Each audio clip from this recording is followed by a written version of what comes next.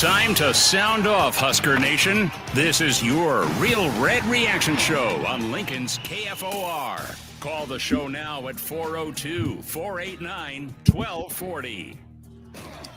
Welcome to it. Real Red Reaction powered by Slim Chickens. Chris Schmidt, Elijah Herbel, Justice Rhody, and the Pride of Fairbury, Bill Doleman, joining us as fellas. Better to be lucky and good as Nebraska escapes from D.C.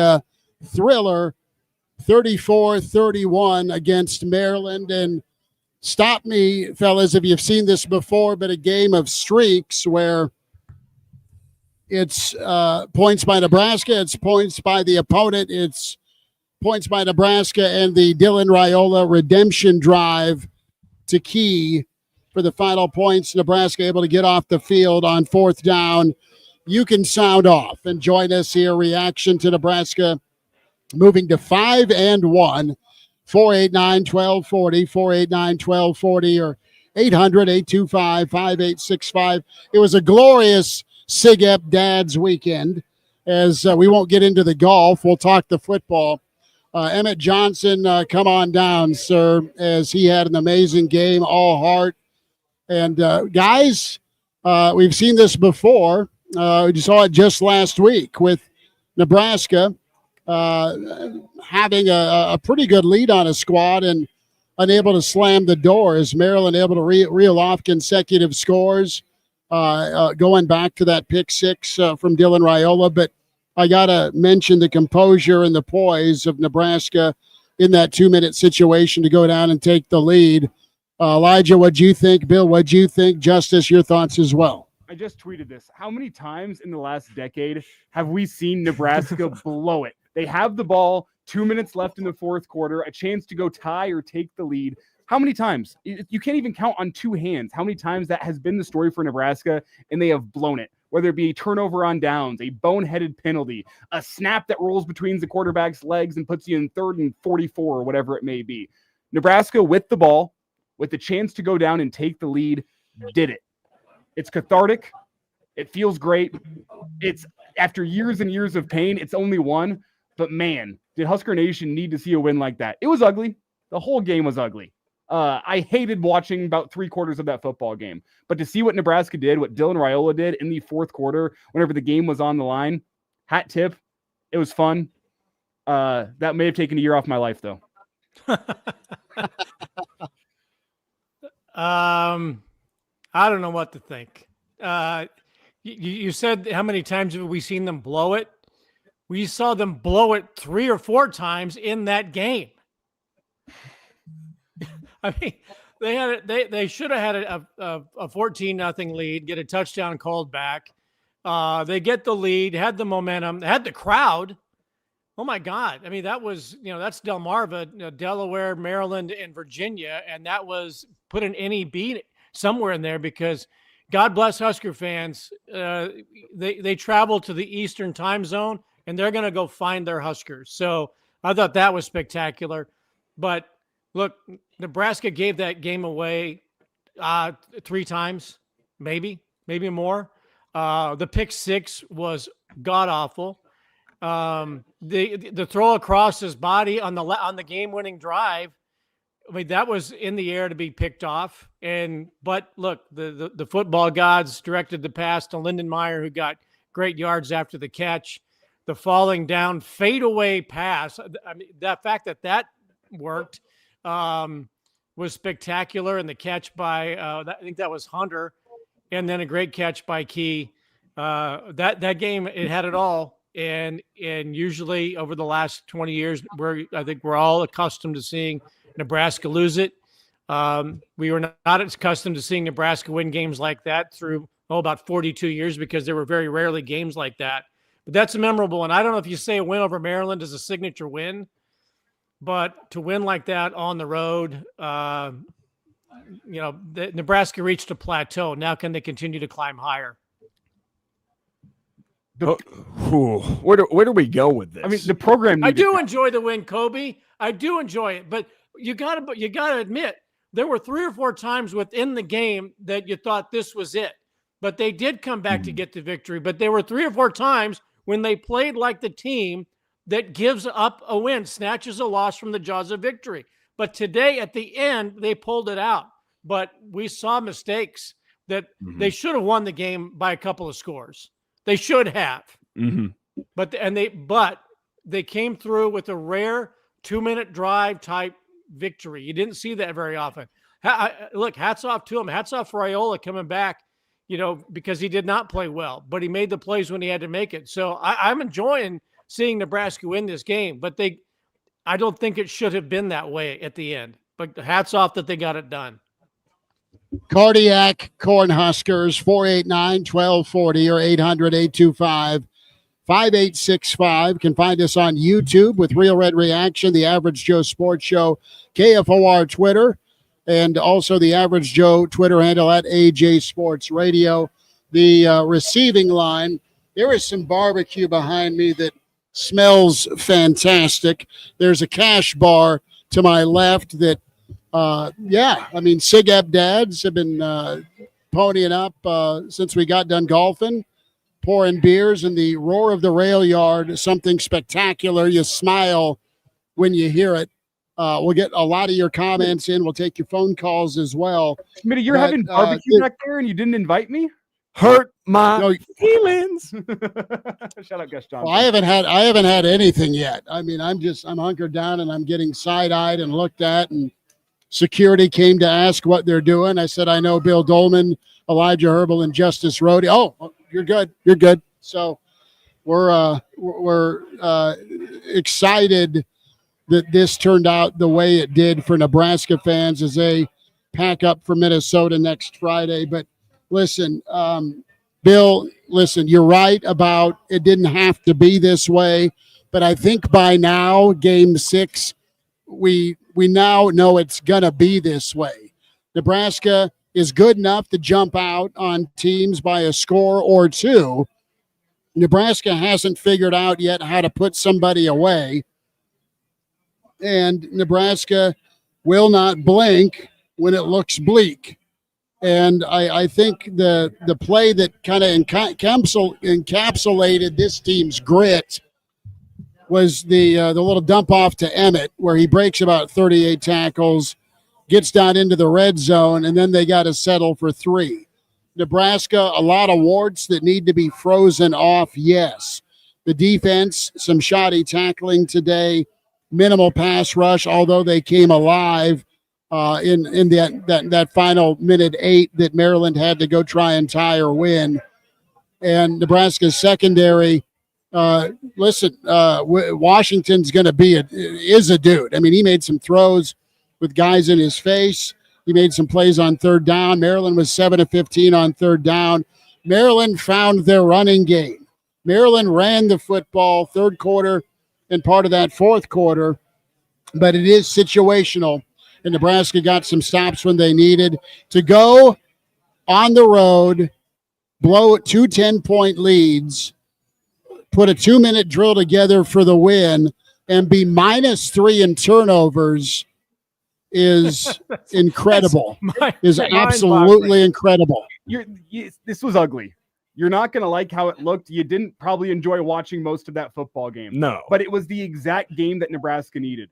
They have an identity now this season of being the team that steps up and makes winning plays in winning time in football games. They did it against Cincinnati. They did it in the fourth quarter against Michigan State. They've done it against Maryland. It's about the culture. It's about the identity. That's a team that believes in themselves. They believe that whenever it's a close game late, they're going to go make the plays to go win. When was the last time you can say that? So again, we can nitpick here just a little bit, and rightfully so. It was not a pretty performance from Nebraska. It wasn't a pretty performance from Dylan Rhule, but when he needed to go make plays in the fourth quarter, he did. He put the team on his back. Emmett Johnson, a workhorse running back, reels off a huge run when Nebraska needs it most. I mean, it's just the team made winning plays in winning time to get a win on the road in Big Ten play. There's no easy wins on the road in Big Ten play, no matter how sleepy it was out in Maryland. That Maryland team is a good football team. I think that is the exact game that Nebraska needed in this moment in time to prove to themselves, you know what, we can go out and make the winning plays when we need to. No, I think that's 489 Go ahead. Sorry, bud. I think that's completely fair. And also, I want to tap myself on the back. I called this a Nebraska win, and Emmett Johnson over 150 rushing yards. Thank you. I'll take my flowers later in the mail. But no, it was an up and down performance. I mean, Nebraska gets out to the fast start like we saw last week against Michigan State, right? So they get out to the quick start, and then it just seemed like the leaky yards. The defense just kept bending, and Maryland broke them a couple times. But credit, it's just like Batman at the end of the Nightfall saga. He comes right back, he takes down the bad guy, and at the end they find a way to win. So really, it was a gritty, gutsy effort. Like Elijah said, I completely agree. Absolutely a game for a program that you need to win. Like that you just have to have if you want to solidify this team through everything. And Dylan Rhule threw 3 horrible interceptions. I'm not going to downplay that. They were atrocious. Okay, he threw it right to a guy into his waiting arms.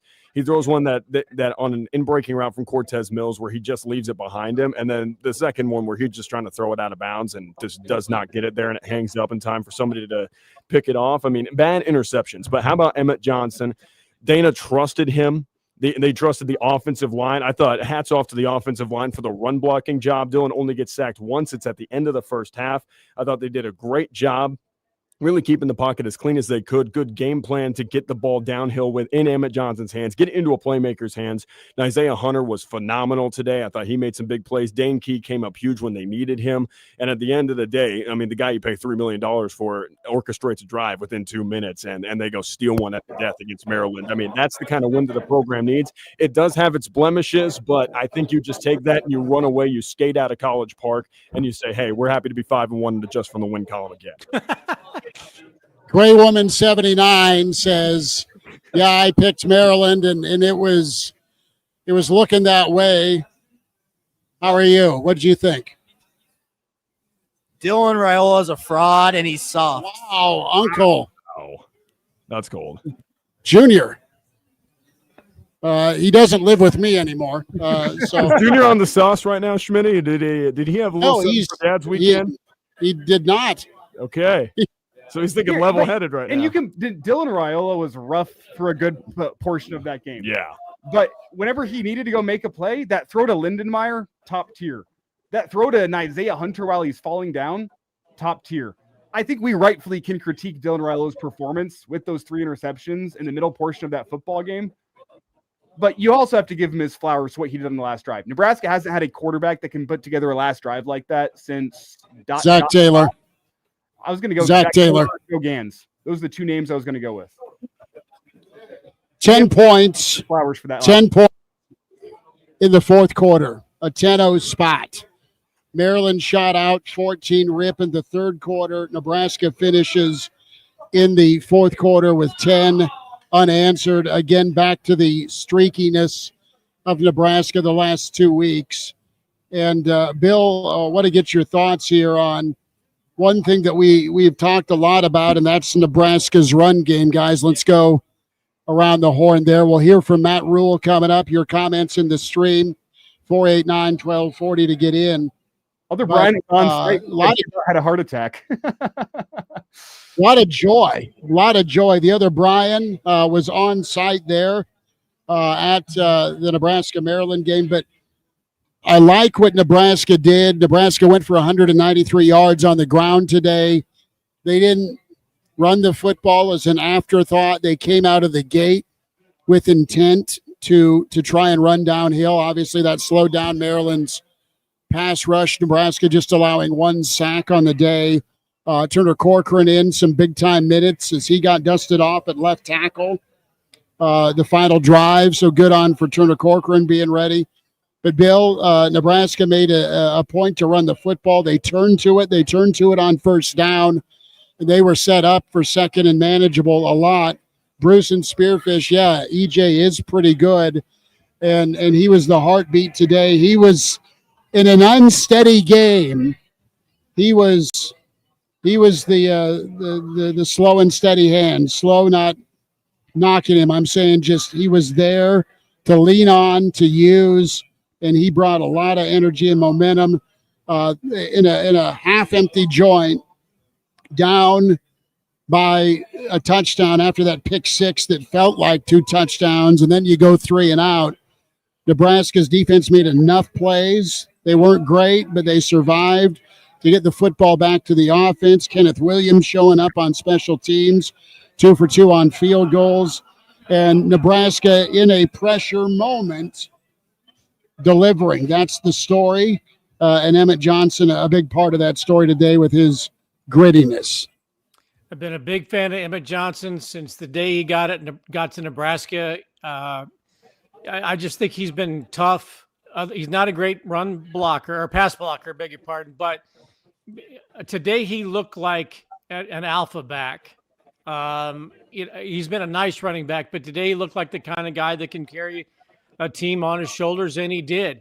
And I don't want to make this comparison because I think it's sacrilege. But that run that he had, how long was the longest run that he had? The 50-yarder or so. There were highlights when you look at it from the ground level and watching it, the moves he was making, the shifts he was making, the left, the right, the back, the hunch over a couple of times. I'm trying to think, who does he look like? And he looked a little bit like Johnny Rodgers. And I would never say that, but on that highlight, the moves that he made, the planting of the foot, the stepping back, the shifting to the side, they're just some of the on that particular run. I'm thinking, who does he remind me of the way he's running that way? Because not like Derek Brown, he didn't look like Calvin Jones, he didn't look like LP, not Amon, but just that shiftiness and guys were missing, and he chugs down 50 yards. And I thought, Mike, that looks like a Johnny the Jet punt return. Good on him. He was spectacular today, and he was the consistent one for Nebraska today. He's better than I always thought he was good. He was better. He was better today than I thought he could be. So good on him for that. And again, I know mentioning Johnny Rodgers with anybody other than a Heisman Trophy winner, a sacrilege. I tread on this very carefully when I say that, but he was impressive. And look, I said the last couple of days, Nebraska special teams, you got to prepare for them. And they didn't get the punt return from Barney or anything like that, but Kenneth Williams. When was the last time Nebraska had a kickoff return like that? Other than Niles Barney Paul, when he got tripped up by Tristan Alvano in the spring game a couple of years ago. I mean, I thought watching that play, I was like, Nebraska finally has a return touchdown for the first time since J.D. Spielman, and he just runs out of gas late. But man, what a huge play that was. We have Tad in California calling in, so let's get to him on the line. Tad, go for it. All right, guys. Boy, what a game. Hack off to the running, to the offensive line. And, boy, this feels good, doesn't it, boy? So we just got to embrace the bad news bears because they're going to keep coming out here, and they're going to keep giving us 67-year-old guys, strokes. So hang in there. Don't say anything negative. The defensive line, I just like what they're doing. They're all over the place. We're just young. But, guys, great win. Tad, good stuff. Nebraska got it handled on the ground, got it handled with a 2-minute drill. How about old Dane Key, fellas? Dane Key was called out in a good way by old Dana Holgerson that the ball's going to find him. Boy, did it. You saw Hunter. You saw Lindenmeyer. That was nice. So well-balanced diet today for Nebraska football, aside from the turnovers and aside from, what looks to be a pretty potent offense and what looks to be a future first-round quarterback. But Nebraska will take this. Matt Rhule has hinted all season long that there's going to be a lot of one-score games. There's going to be tied ball games. And he has been prophetic with that. But the difference is the belief this team has, the moxie, not afraid of the moment.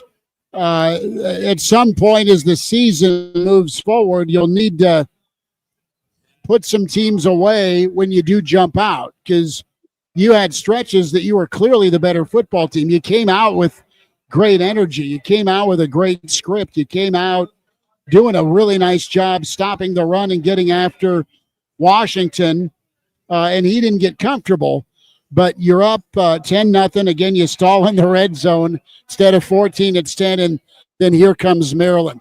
Maryland had about 9 lives today, and they took advantage. They too also got in some rhythm and found ways to get back in the ball game.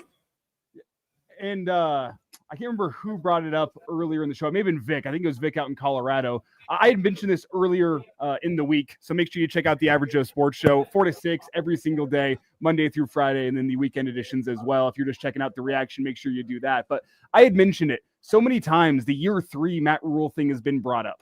Oh, well, in year 3, Matt Rhule gets it to pop. Year 3 at Temple, year 3 at Baylor. Well, it's year 3 at Nebraska. If you go back to year 3 at Baylor, there was a lot of close games where Baylor felt like the better football team, but they escaped by the skin of their teeth. It was a double overtime win over a Texas Tech team that missed the bowl game. There was a 17-14 victory over a West Virginia team that missed a bowl game. There was a 29-23 triple overtime game against a TCU team that missed a bowl game. It wasn't always pretty. The defining trait of that 11-1 Matt Rhule 2019 Baylor team was they found a way to get it done. That's what Nebraska's doing right now. You have 3 games so far this season. Cincinnati, Michigan State, and now Maryland, where, hey, do you feel like it shouldn't have been that close? Maybe. I think that Maryland football team is a dang good football team, and they're going to cause a lot of teams in the Big Ten some issues this year. But you found a way to get it done. That is starting to become a defining trait of this 2025 Nebraska team, that when the times are tough, whenever it feels hopeless, they go find a way to make a play when they need to make a play and go win the football game. That's that Matt Rhule culture being instilled. That's what happened in 2019 at Baylor. That's what happened at Temple. You're seeing it with this football team. Yeah, I totally understand that. And quickly, I wanted to get on a different side. I don't think Maryland did themselves any favors in this game. A multitude of unsportsmanlike conduct penalties against the Terrapins. It just felt at points like they were just unnecessary contact stuff, like things that just didn't need to happen. They were trying to play with an edge, trying to get a little bit extra. And I know, Bill, that you've seen Mike Locksley at several points over your illustrious career.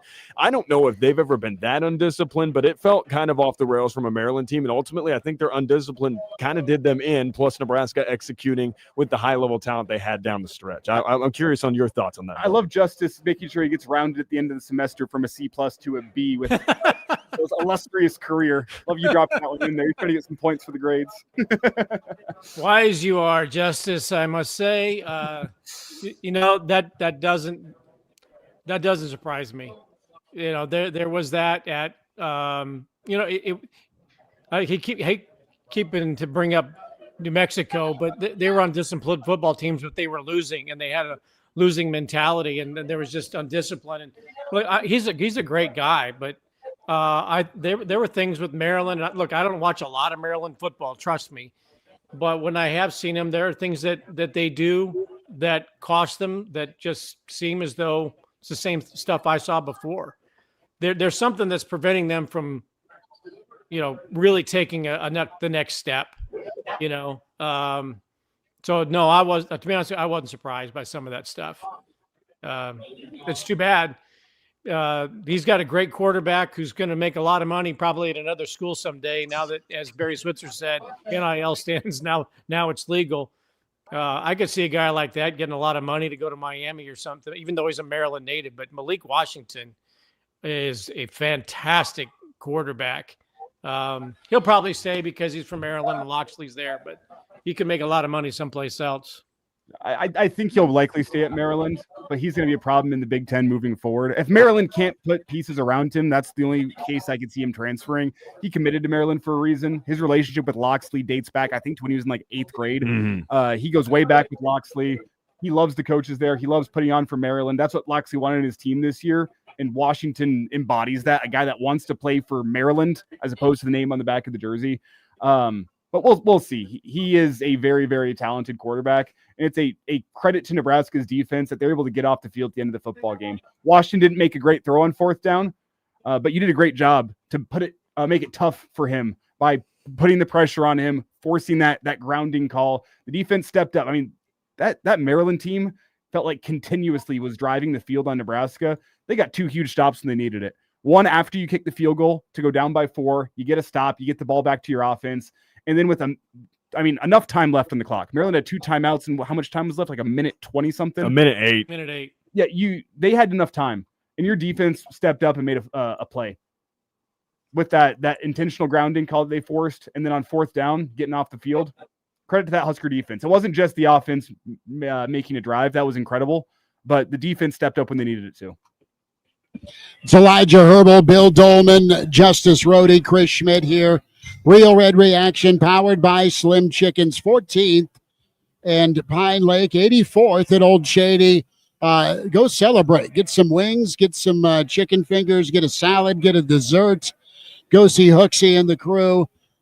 Slim Chickens powering you with Real Red Reaction. Pride of Fairbury's, Bill Doleman, Justice Rhody, Elijah Herbel, 489-1240 to get in. And Rock checking in says, okay, this program is different now. Annoyed with so much, but they got it done. Program is transforming before our eyes. Great point, Rock. And that is what last week showed you a little bit with the adversity they faced and the response and resiliency. And then also the confidence this team's playing with in these big moments. They aren't perfect, but there's a lot of times that they make the timely play, i.e., the 2-minute drill, the go-ahead touchdown, the stop on 4th and 4, the third down stop to get the football back with just a shade under 5 to go versus, around 3:45 to go, 4 minutes. The point is it wasn't another first down conversion for Maryland on that third down. So they aren't great. They are turning into good. And most importantly, they have a little clutch in them. And they were absolutely clutch today with that drive. And, hey, they were well prepared. Nebraska came out, did what they needed to do. Now it's about slamming and locking the door, fellas. And I have a feeling we might be in for a sequel next Friday night here with another nail-biting ball game. It's life in the Big Ten. Take the overs unless it's Oregon, Indiana, and just go with it. And man, the energy and vibe we're down here in the rail yard feels so different, so good. Winning is that cure-all, and you can also acknowledge the team has work to do. But hey, it makes you feel good in that back and forth ball game where you left the door open, that you were able to at least slam it one final time with a 2-minute drill. Hey, can we acknowledge what happened in the Big Ten today? Yeah. Oh my God. Northwestern beats Penn State in Happy Valley. Indiana wins at Oregon. Called that one. That is amazing. You know, Curt Cignetti, the job that he's doing in Indiana is reminding me, we talk about Baylor. He reminds me of Scott Drew going to Baylor and coached the basketball team when it was now the circumstances of the Baylor basketball program when Scott Drew took over much different. Indiana was just had a losing mindset in football. But when Scott Drew went to Baylor, it was like, dude, you are crazy for going there. This is going to kill your career. And all he did was eventually win a national championship and create a perennial power and stay there. Curt Cignetti, in 2 years at Indiana, has developed a program that is now a legit top 5 program, just won at Oregon, and could legitimately be the best team in the country right now. Ohio State, I think, is. And, it's amazing the job that he's doing. I hope he stays there. I hope he says, you know what, I know you all want me to go someplace else. What if I turn where I'm in right now a powerhouse? But good on. But that's an amazing win. And then for Nebraska to do what it did, I know Iowa and Wisconsin are still at it, but Indiana and Northwestern and what they did to Penn State, it's an amazing day in the conference. Let's go to the phones. Elijah, who's checking in from Washington State? It's Chuck. Chuck's with us. Chuck, go for it. Chuck, thank you. Guys, what a game. Oh, my gosh. I love Dylan, and then I hate Dylan, and then I love Dylan again. Emmett has emerged as a special player these last 2 games. Man, he is something special. I wanted to ask you guys, after this win, does Nebraska crack the top 25?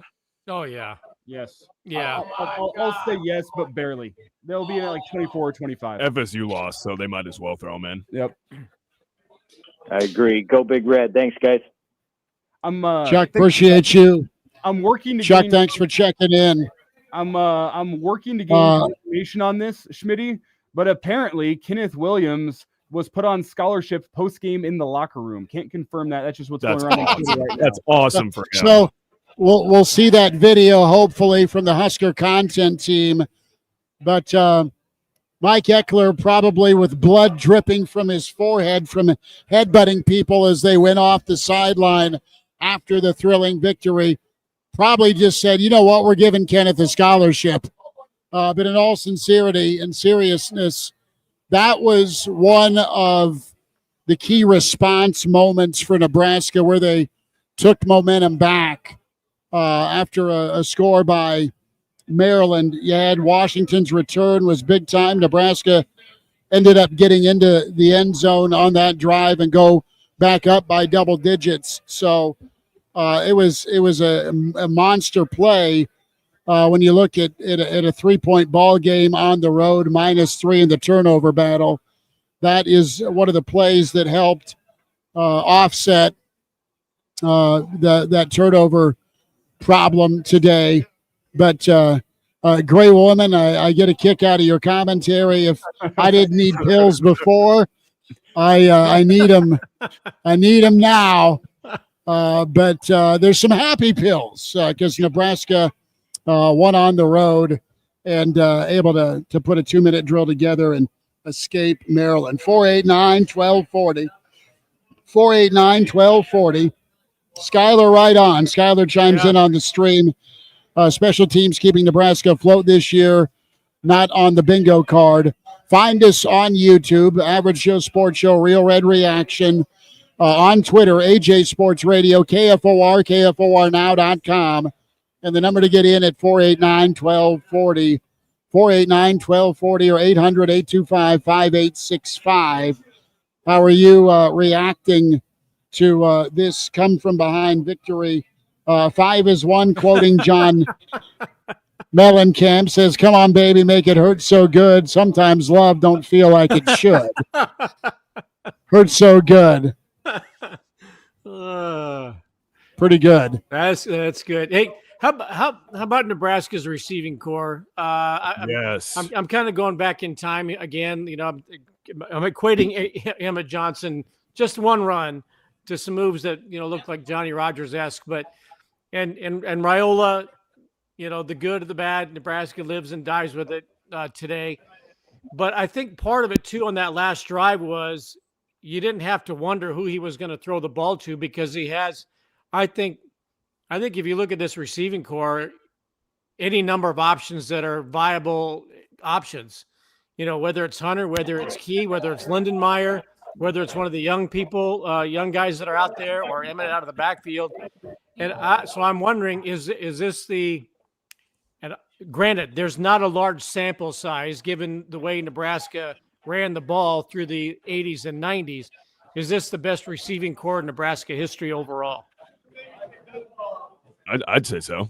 I think this is an incredible group. I think it's a team with legit 2 or 3 NFL talents. Like, I think Isaiah Hunter could be an NFL talent. I mean, he plays a lot like Amon-Ra St. Brown. I know that's a hefty comparison, but the athleticism at his size at 6'1", 205, it can't be denied. I mean, the 50-50 ball that he turns into an 80-20 in the end zone was incredible. He takes a screen pass and goes 24 miles an hour, rumbles his way up the field, and just completely turns a 64-yard touchdown out of nothing. I mean, he's incredible. Jacory's, you know, got a lot of talent. He's probably going to be somebody somewhere in the NFL. I believe that. And I think Dan Key's been a steady option for them. So I think you could certainly argue that this is the best stable of wide receivers that Nebraska's had maybe in program history. I'd certainly put it up there in the top 3. I think it's better than the Bobby Thomas, Frosty Anderson, Dave Shamblin, and Chuck Melito group of the early 1970s. I've got to go from a receiving core. Not going back that far, but I got to go with Westerkamp. I've got to go with Anunwa. And Stanley was on that receiving team as well. Was he? So was DeMornay Pearsonell, and so was Alonzo Moore. I'll say it was Alonzo. 2013, 2014. Alonzo and Westerkamp was the pairing I remember. Like, you had all those guys. And you got Kenny Bell in there, too. You had all those guys together. Like, Anunwa and Kenny Bell, like, half crossed over. Didn't Anunwa graduate after Kenny's freshman season? And then Anunwa was done in 13. Kenny was, I think, second team All Big Ten in 12. Well, think about it. Look, but point well made. You can come up with 24 or 2014, 15. That's fine. But Irving Fryer would like a word. It's not a large sample size where you're going, well, we had, there was not much other than in the 80s and 90s. You just had the biggest pains in the ass blocking receivers in the country of all time. This group is not going to be confused with those guys who kicked everybody's asses for 4 quarters and picked up a couple of receiving yards a game, and we're happy with it. But right, I would agree with who you named, Chris, no question. But I think that if you look at the total group right now, that on that last drive, and you're thinking, well, Raiola's got Hunter, he's got Key, Lindenmeyer. You bring in Clark or somebody, and they've got a solid group of weapons that Rhule can choose from, as opposed to, say, go back to the drive in Missouri in 1997. Who the hell is Frost going to throw the ball to? Well, I guess Kenny Cheatham is the best athlete on the field, so he's probably the guy. But now you have legitimately 3 or 4 guys who will probably be playing in the NFL on Sundays. So, yeah, I agree with those guys you mentioned, but right now, 6 games into this season, that group is pretty special, and Rhule has legitimate weapons to go to if needed to win a game, and not just one guy that they got to try and get open. Eric is requesting gambling advice from our own Big Red, Justice Rhody. Can you work up a 10-team parlay? By our powers combined, Justice and I are elite. Because he nailed this. I had Indiana outright. I also had Texas outright. Let it be known. Wow. I had Alabama outright. Justice had Alabama. By our powers combined, we are a top-tier gambling duo. So I need to take Justice with me to the sports book. We got to cook up some things together. We do. I want to get your guys' thought, though. Matt Rhule, after the game, this comes from Pete Thamel. He says, the narrative that we lose close games is over. That is the quote from Matt Rhule. Your guys' thoughts. Is the narrative dead? One more time. Matt Rhule saying the narrative that we lose close games is over. Well, no, the narrative is now shifted, is that they turn double-digit leads into close games. It's so they can reinforce the narrative. We can win games that we've blown big leads. we are amazing entertainment. Is what Matt Rhule is saying. They are. We are must-see TV with a must-see quarterback with a must-see OC and a great podcast. So I've got Sig Up Dads feeling it, saying, "Let the process take its toll."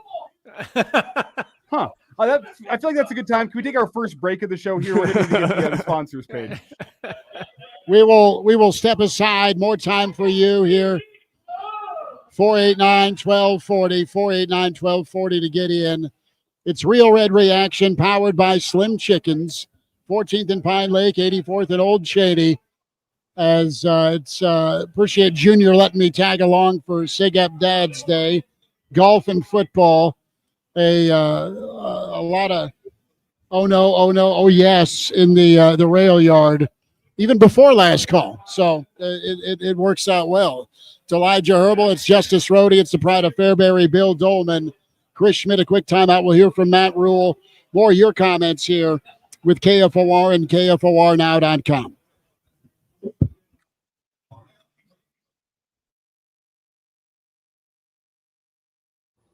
It's Cybersecurity Awareness Month, and LifeLock is here with tips to help protect your identity. Use strong passwords, set up multi-factor authentication on your accounts, report phishing, and update your software on all your devices. And for comprehensive identity protection, LifeLock is your best choice. LifeLock not only alerts you to suspicious uses of your personal information, but also fixes identity theft, guaranteed, or your money back. So stay smart, stay safe, and stay protected with a 30-day free trial at LifeLock.com. Use the promo code BECK. Terms to apply. Life insurance is one of those things that just about everybody needs, but few people actually have. Hey, if you die unexpectedly without life insurance, guess what? You'll leave your family with even a bigger mess. Life insurance will help replace your family's income. It'll help cover burial expenses. Life insurance can even help pay off debt like credit cards and medical bills. Life insurance can even pay for college. And if you own a business and you die, life insurance can help your business from collapsing. It can even help cover estate taxes. Life insurance has never been more affordable and needed. Plus, you can always shop around even if you have a plan and save some money. So call the Life Insurance Quote Line right now for free pricing information. 800-917-8730. 800-917-8730. 800-917-8730. That's 800-917-8730. Which room in your home could use new flooring? Carpets Direct is your #1 source for all things floors, providing free in-home estimates, unparalleled service, and a 2-year guarantee. Your home should be your sanctuary, and Carpets Direct has you covered. From plush carpet, luxury vinyl, hardwood, laminate, and sheet vinyl flooring, Carpets Direct is the ultimate flooring destination. Call or visit today, South 48th Street, Lincoln.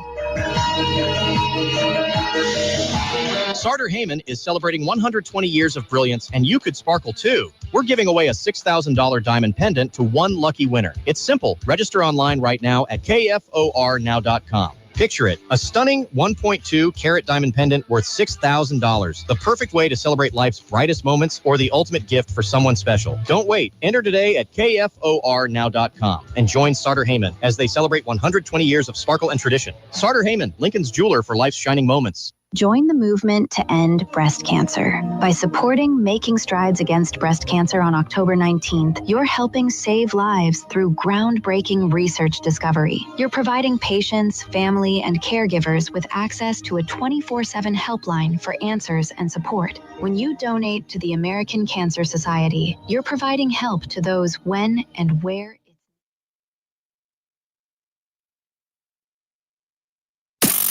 This is the Real Red Reaction Show. Phones are open now, 402-489-1240. Hey, and we're back here in the rail yard. Elijah Herbel, Justice Rhody, the pride of Fairbury, Bill Doleman. Bill, you remember Matt Hoskinson. He's a proud Saget dad. Get the dump button ready, or maybe not. But, Hos, what do you say? Thriller today. Hey, listen. Amazing win, big win on the road. Listen, any win on the road in the Big Ten is a big win. Proud of the Huskers in the way that they played. Maybe not in the way that they thought they would get it done, but a win is a win. I mean, the Big Ten is a tough place to play, and you win one on the road like that. I'm super proud of the team. Really, really proud of this team and the way they responded and the resilience that they showed. You never lost faith? I don't do that. I guess that's just me. I don't have that ability to lose faith. I'm a Husker through and through and through. And I kind of, when things weren't going our way, I kind of felt like we had the right type of players to respond in the way that they did. And you know what? They proved me right. I think we have a different group of players. They believe that they can win, and I can get down with that any day of the week. So, better question: how did you shoot today? Listen, I'm an elite level golfer. As Scotty Scheffler talks to me all the time about, like, Haas, how'd you hit that shot? And I'm like, Scotty, I'm not going to talk about my game like that. I don't like to go down that path, but I do occasionally. But I'm going to tell you right now, I was hitting bombs off the tee. I'm not going to talk about all the other parts of the game, but I was hitting bombs off the tee. That's what I do. Which way did they go is the bigger question. Yeah, which direction did they go? Listen, you can ask all the guys here I played with. A lot of them were down the middle. They're bombs. I made a couple long putts. I know my role. I think everybody, when you're playing a competition, know your role. My role is to hit bombs. I make a few putts. I hit some okay iron shots, but I hit a bunch of bombs. It was pretty elite. You guys would be proud. Where's Makovica been hiding? Right behind me. I mean, where he usually belongs. That's crazy. What's amazing is Haas looks exactly the same now as he did when we were in the program together about 30 years ago. 100%. No, you know what's up. You know what I'm talking about. Yep. How about the Pride of Fairbury, the Tom Osborne host, and Matt Hoskinson reuniting after a 2-minute drill victory in Maryland? Listen, number one, Joel is probably in Vegas where he belongs. Like, it was just his birthday, by the way. He turned 50 years old. So everybody he's not going to like that I'm sharing that with you at all. He's not proud of that. He's scared of it. It happens. He might roll in some Just for Men. Yeah, we all get there. He might roll some Just for Men in that hair. Proud of him. I mean, he went to Vegas. He played some golf. He did the Vegas thing. But getting to the Huskers, look, I mean, we sit at a really good place in our program right now. I mean, how do you not love what Matt Rhule's doing with our team? How do you not love that? Look, we're in a really good spot. He's done everything he said he was going to do. Get on the train, boys. This is what it's all about. Super proud of where we're at as a program. I think it was Rock who said it earlier, who said we're seeing this team transform from a losing culture to a winning culture right in front of our eyes. That's a real thing. You can learn how to win or you can learn how to lose. You guys all know this. You've watched the same stuff I've watched for 20 years. And we would find a way to lose that game historically. Would we not? Absolutely. I'm sorry. Like, you have to agree with me. Shake your head. Yes. We would find a way to lose that game. And this is not that. This is a different type of team. They're finding ways to win games. We should have won the Michigan game. We didn't even play that well. We did not play well. We should have won that game too. But this team found a way to get the job done. And you know what? I would not want to be Minnesota next Friday. I know we haven't played that well in their place.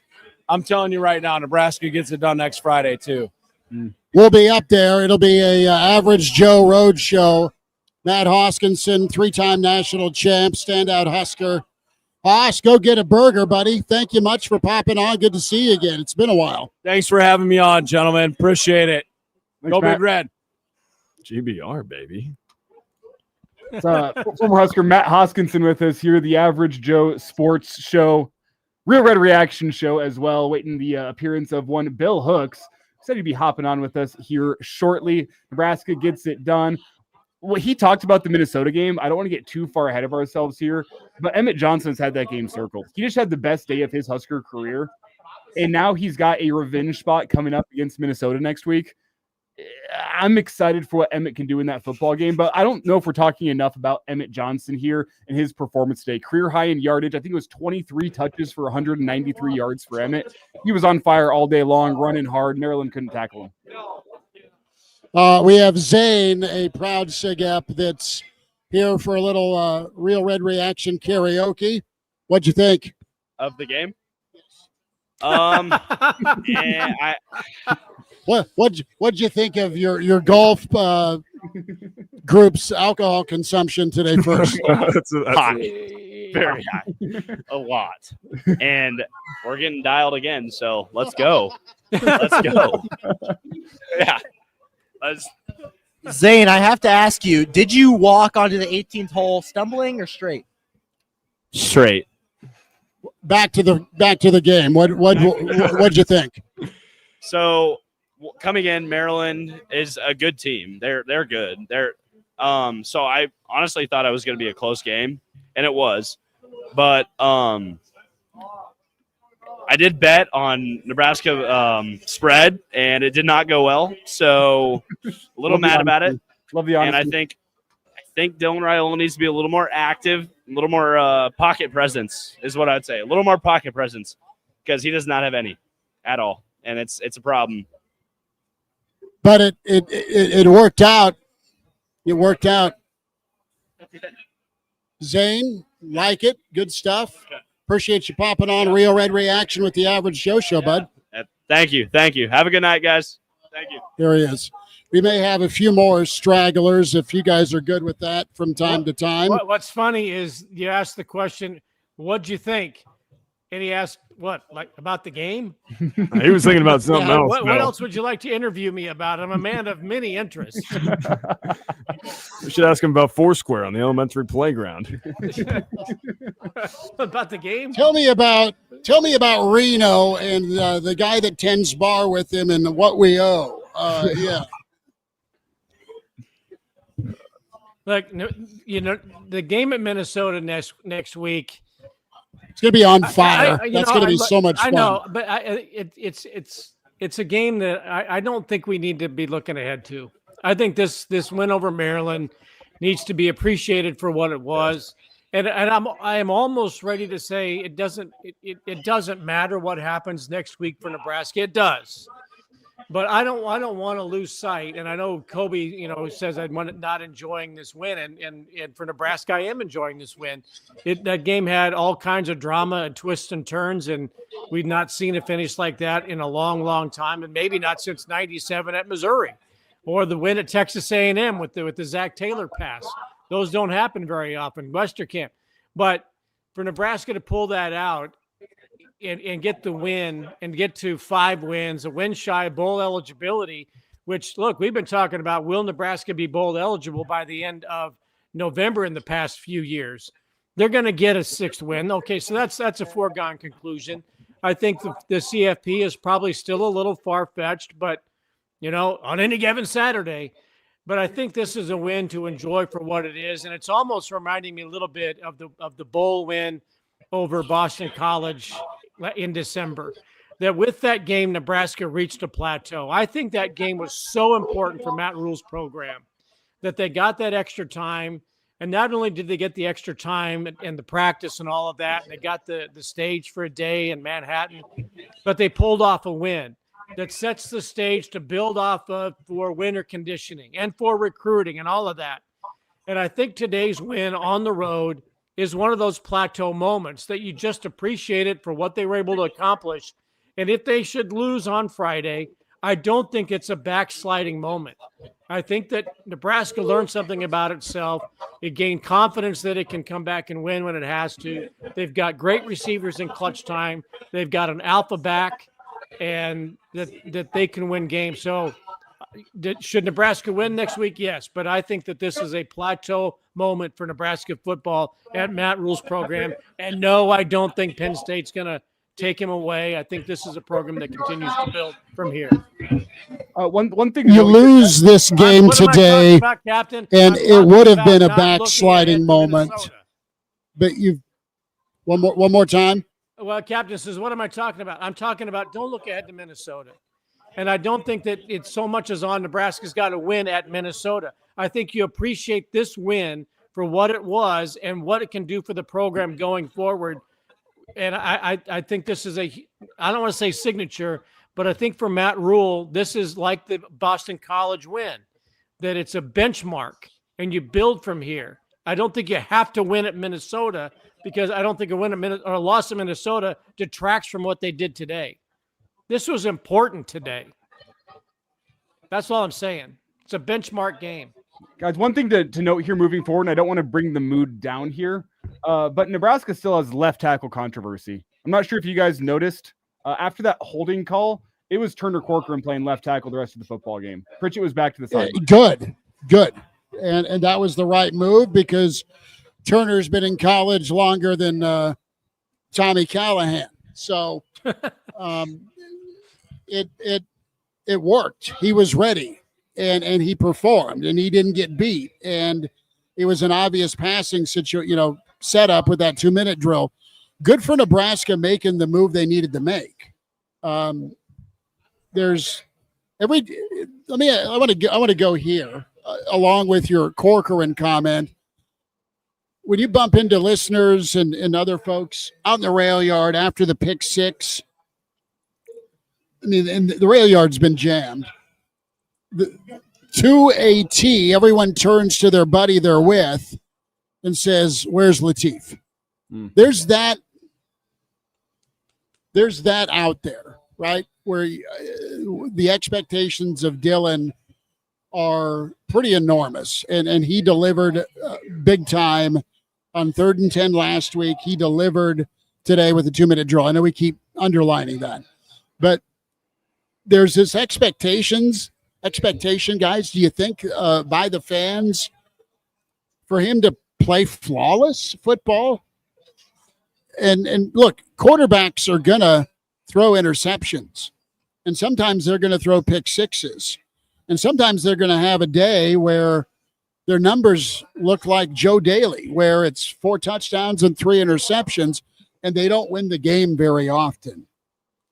What's your feel on, I guess, the expectations and the mood around Dylan right now? Right now, you love him because of his last hit. That hit was a touchdown pass to give you the lead. I mean, I'll take this first. I think there's expectations on him to be not only just like a good quarterback, but like the savior of the program. I think there's a legitimate expectation that people believe that Dylan Rhule is the guy to drag Nebraska out of the muck and mire of mediocrity that's been taking place for over 10 years now since Bo Pelini got fired. I mean, I think that's the expectation. They look at the 5-star billing, they see the name, former Husker, and I think it's instantly slapped on up along with the price tag that's been put on his name and that's been, widely known for a while. I think there's been expectations that he's not only supposed to play really, really well, but he's supposed to be the savior of the program. And the savior of the program can't make mistakes in a lot of people's eyes. I think we get misconstrued expectations. Listen, the interceptions today were atrocious. They were horrible turnovers. He stared down a receiver on the first pick. The second one, he didn't get the ball far enough out of bounds. And the third one, he throws it right to a guy behind the receiver, and it's a pick six because nobody's in the area. They were bad reads. It was bad post-snap processing a couple times. And the second time, he got flushed, and he got flustered under pressure.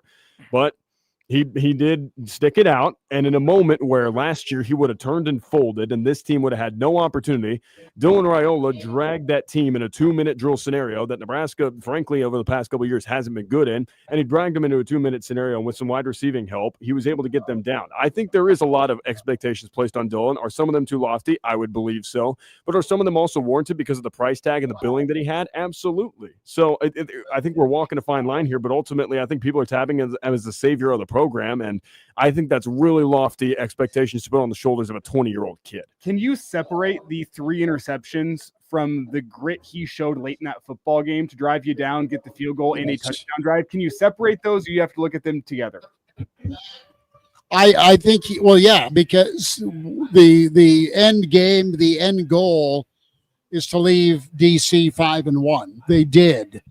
And I think, I don't know about you guys, but whenever a coach felt comfortable with a lead to put Schmidt in the ball game, whatever sport that may be, and you go screw up, sometimes that lingers with you.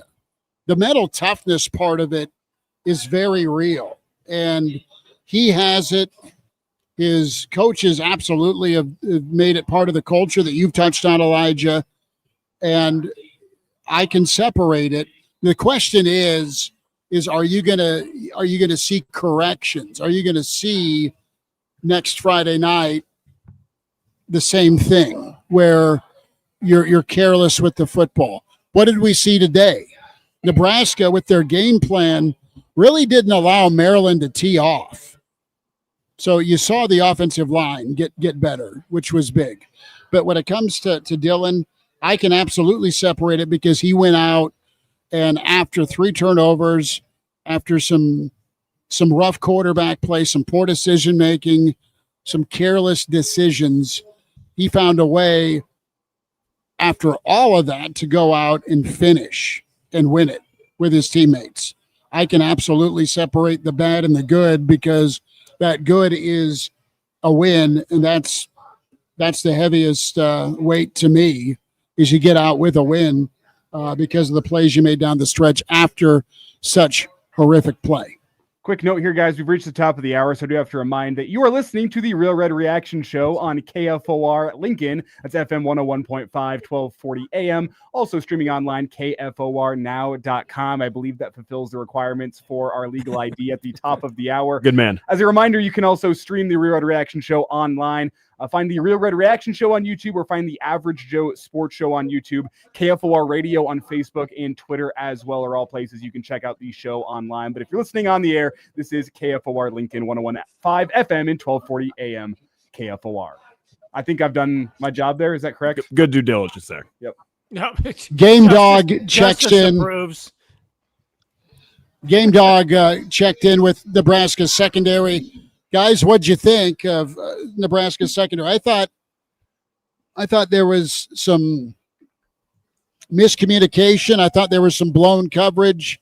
Not a 10, but there were some guys open, wide open with Maryland running free, and I thought the tackling was problematic at times. It wasn't the way it started out being. Nebraska started out really sure tackling, and Maryland felt comfortable enough to line up and run the football, which got Nebraska on their heels a little bit. So, yeah, and I said this once the no-fly zone poster went up on social media. It's all well and good, and that's pretty cool, but be careful of tooting your own horn a little too loud, and usually you get humbled. And Nebraska's secondary, they didn't get torched, but they got picked apart from time to time. Part of that's the pass rush, too. We thought Maryland may have a pretty decent offensive line. They allowed 1 sack today, a handful of TFLs, but overall, coming into this contest, Maryland only allowed 2 sacks, so it wasn't going to be as turnstile-esque as it was against Michigan State. So Nebraska faced a better offensive line in Maryland, but secondary, they'll refocus. No, undoubtedly, John Butler's smiling they won and screaming out of the other side of his mouth, probably on the plane ride home about the secondary performance. So he'll no doubt go ahead and clean it up. And Black Hills Brennan says the Maryland wide receiver core pretty good. I thought they would be, but I just sometimes you get pats on the back. It makes you feel too good. Can we acknowledge Fleming being open on that last drive? Mm-hmm. Oh, you mean the crossing tight end? Yes. At the very end when Washington was under pressure. Was that second down? But he had Fleming wide open. It looked like the wayward punt against Michigan State where there's nobody on that side of the field and he didn't see him. Oh my God, that was a scary scene to watch. But let's ditch the mid-season platitudes and all that stuff. Just play ball. They're good. They're good. I kind of agree with that. I think Schmidt called it. I think Schmidt nailed it on the head in the Friday pregame prediction where you had your eerie feeling about this secondary. They were due for a letdown spot. And it was against a pretty darn good Maryland receiving core. I mean, Octavian Smith, Shalik Nance, Jarrell Farouk, and Dorian Fleming, the tight end, those are real dudes. I mean, those are guys that can separate in man coverage, and they showed it. And they found soft spots in the zone. Malik Washington was mobile. He was able to move the pocket himself. I mean, they made life difficult on you. They forced you to cover for longer than 3 seconds, and they forced you to really have to play sticky in coverage. And I just didn't think Nebraska was up to the level today. There was a lot of zone. They played pretty soft. Maryland found the gaps. The pass rush wasn't there. Credit Maryland's offensive line. Thought they did pretty decent in their pass sets. Weren't amazingly physical running the ball as an offensive line, but as a passing offensive line, I mean, they got into their pass protection sets pretty well, and that was a talented Maryland skill group. But yeah, I think Nebraska was due for a letdown spot, and Schmidt hit it on the head in Friday's pregame, and yeah, I mean they have to build back because Minnesota's not going to put out the same horses that Maryland did. 489-1240. You want to get in a few more comments?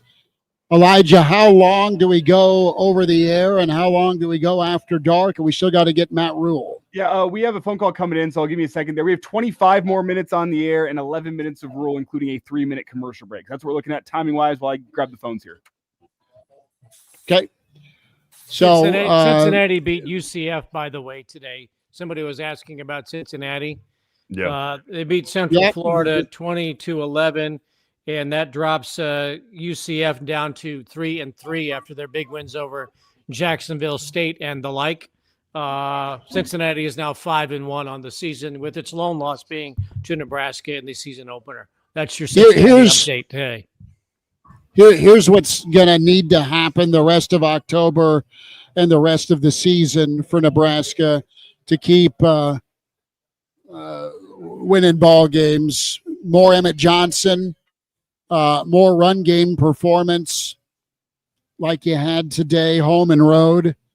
And with Dylan, you had 2 quarters of not great football, not all on him, but he's the trigger man, where your offense was sputtering a bit.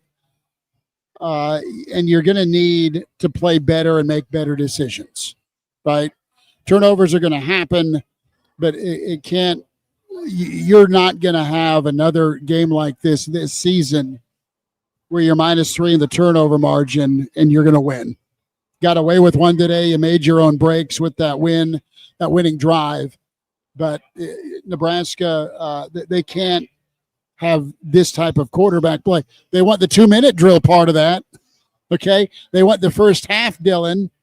But you can't have these lapses. And he's going to need to play better football moving forward. And I think he can. Guys, can we go to the phone lines here? Darian's been hanging on for us. Darian, thanks for joining Real Red Reaction. Go ahead. Yeah, great win today, boys. Construction criticisms for today. Can we just stop thinking that we can always make a 4-3, 4-4, where we're less than 20 yards, in the red zone? Can we just start getting points again instead of feeling like we have to make the big play or the big effort? Because realistically, we could have, against Michigan State, and even today, gotten extra points on the board that wouldn't have made this game feel as close as it did. And I love the attitude, the want to play power football. Anytime you line up in that jumbo formation and you're trying to run the football from under center versus shotgun, Nebraska's not been able to do it. Well, and the one note is that first 4th down, Justice and I were talking about this before the show. I think it would have ended up being a 55-yard field goal. Is that what the math would have been? Yeah, it was a 54 to 55-yarder, just eyeballing it. I mean, you love what Cunanan can do, but that is a tough ass to go get that one. So that's one of those that's a little marginal for me. But I agree with your point for the most part. I was a little nervous. They ended up making the right decision after the delay of game to kick the field goal late in that football game. Yeah, I mean, I agree. And I think that Rhule and all of our skill players have the ability to play at the peak. And when they play at the peak, they are an elite level team. I mean, we're easily, top 15 talent wise, but we just need to get everybody clicking on the same page. And I think we have the ability to go out. Darian, good stuff. Thank you so much for listening and giving us a shout on Real Red Reaction. Appreciate your input, sir. Thanks so much. Thank you. All right, Darian, good to hear from him. 489-1240, 489-1240 or 800-825-5865. 14th in Pine Lake, 84th at Old Cheney, and soon to be up on, help me out, Elijah, North 84th. Yeah, 84th and Adams. 84th and Adams for the good folks at Slim Chickens, helping power Real Red Reaction. The other thought, too, is you don't need to make life so difficult. You have the thrill of victory, Bill and Justice, and then you have the reality of this was another situation where there was some self-infliction that you overcame. That's what's different this season. Oh, I thought Justice was going to jump in there. No, I was waiting for the professor to get no. intellectual thought in. It's your show. Well, I was just going to say that I agree because, listen, the trick play to Harburg to have him run the ball at the end, I thought it was a little cute. I wish at times, especially after the EJ 50-yard pop, and then they immediately go with a couple of pass plays. I'm sitting there going, guys, you've been leaning on them all game. At that point, you got to go back to the hammer, right? I mean, they've been pounding the nail, and you want to get that driven in so you can get the railroad up and moving. But they take out the power drill and they try to screw it in with a couple of pass plays. I'm like, guys, just get the hammer back out and keep going after them. You've got them on the back foot. And so at points, it just feels like they get a little too cute. They've done some double reverse stuff. The Harburg QB sweep thing, I was like, I think you could do better by just going traditional, get guys up on the line, power football. I'm with you, Bill. I would love to see a fullback back in, throw a traditional fullback back in there, whether it's a defensive end, playing there like Ty Robinson did last year, or give me a true fullback.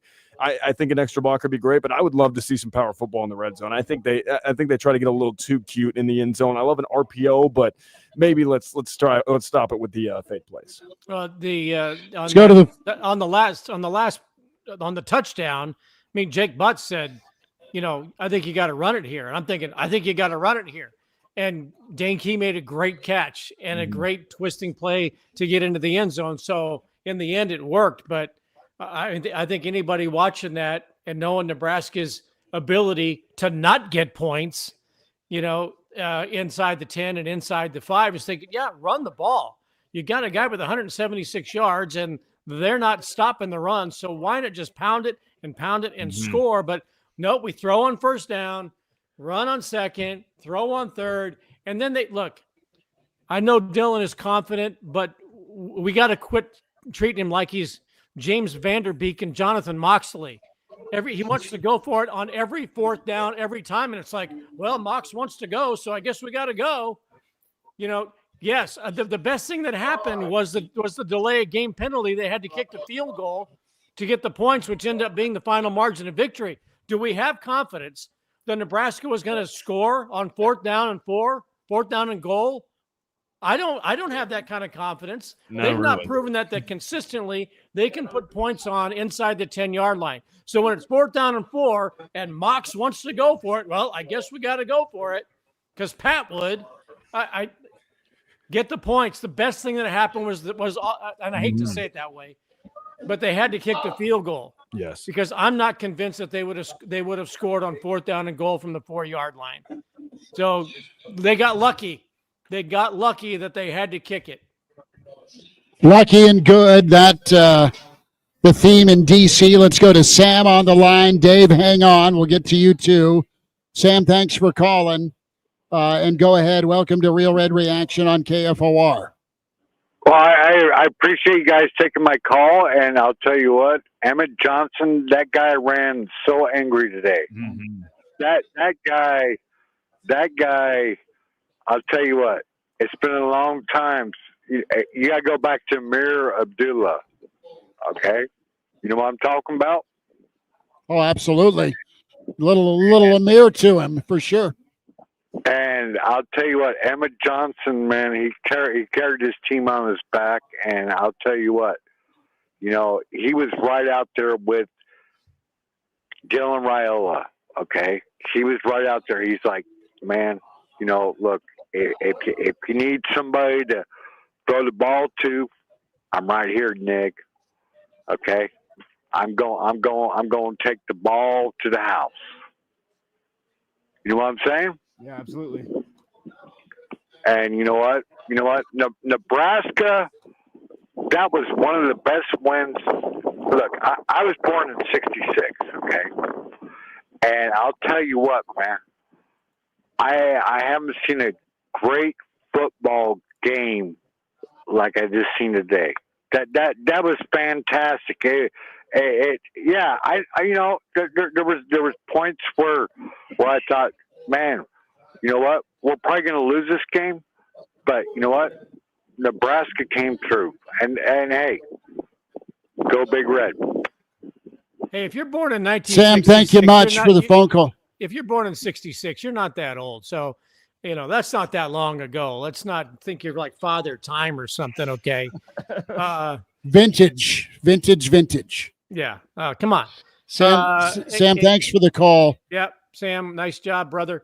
I'm trying to think of games where they snatched victory from the jaws of defeat. Maybe '97, Nebraska, Missouri. If you're going way back in time, that was one of those back and forth things like this ain't going well, and they pulled the win out of that. There's the Kellogg throw to Westerkamp, and like I mentioned, Zach Taylor with his throw to was it Mo in Texas A&M? Yeah, games like that. But back and forth games where you think you're going to win on the road and you end up fighting for it. Now, the game in 97 had a lot more on the line given the national championship picture, and you're the number one team in the country. But, man, to find a way at the end, they did it, and it was a great catch in the end zone.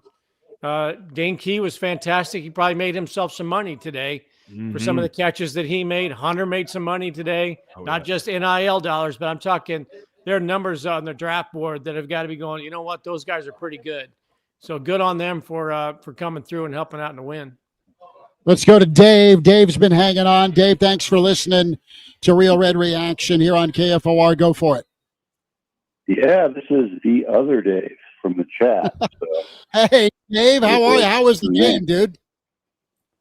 Well, yeah, I'm up in Flagstaff at our cabin, and I can tell you one thing. We had a crock pot on for about 7 hours, and those potatoes are nice and crispy. Take that with your mashed potatoes, Elijah. He said we're running the ball on first down. Yeah, but I want to read you guys a few stats I looked up. Since 2000, FBS teams with a -3 turnover margin have only won 16% of the time. And if you have a pick six against you, the team with a pick six wins 87% of the time. Wow.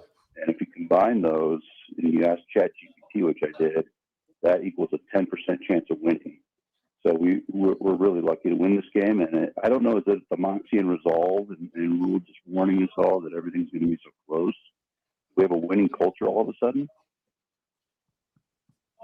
I mean, that's what we're seeing. It feels like a winning culture. Whenever the guys go make winning plays, and the play we haven't talked about was Heinrich Harburg's play on the sideline when Dylan rolls right, and I don't know how Heinrich Harburg caught that thing. Another play. That's another winning play. We've talked about so many winning plays down the stretch.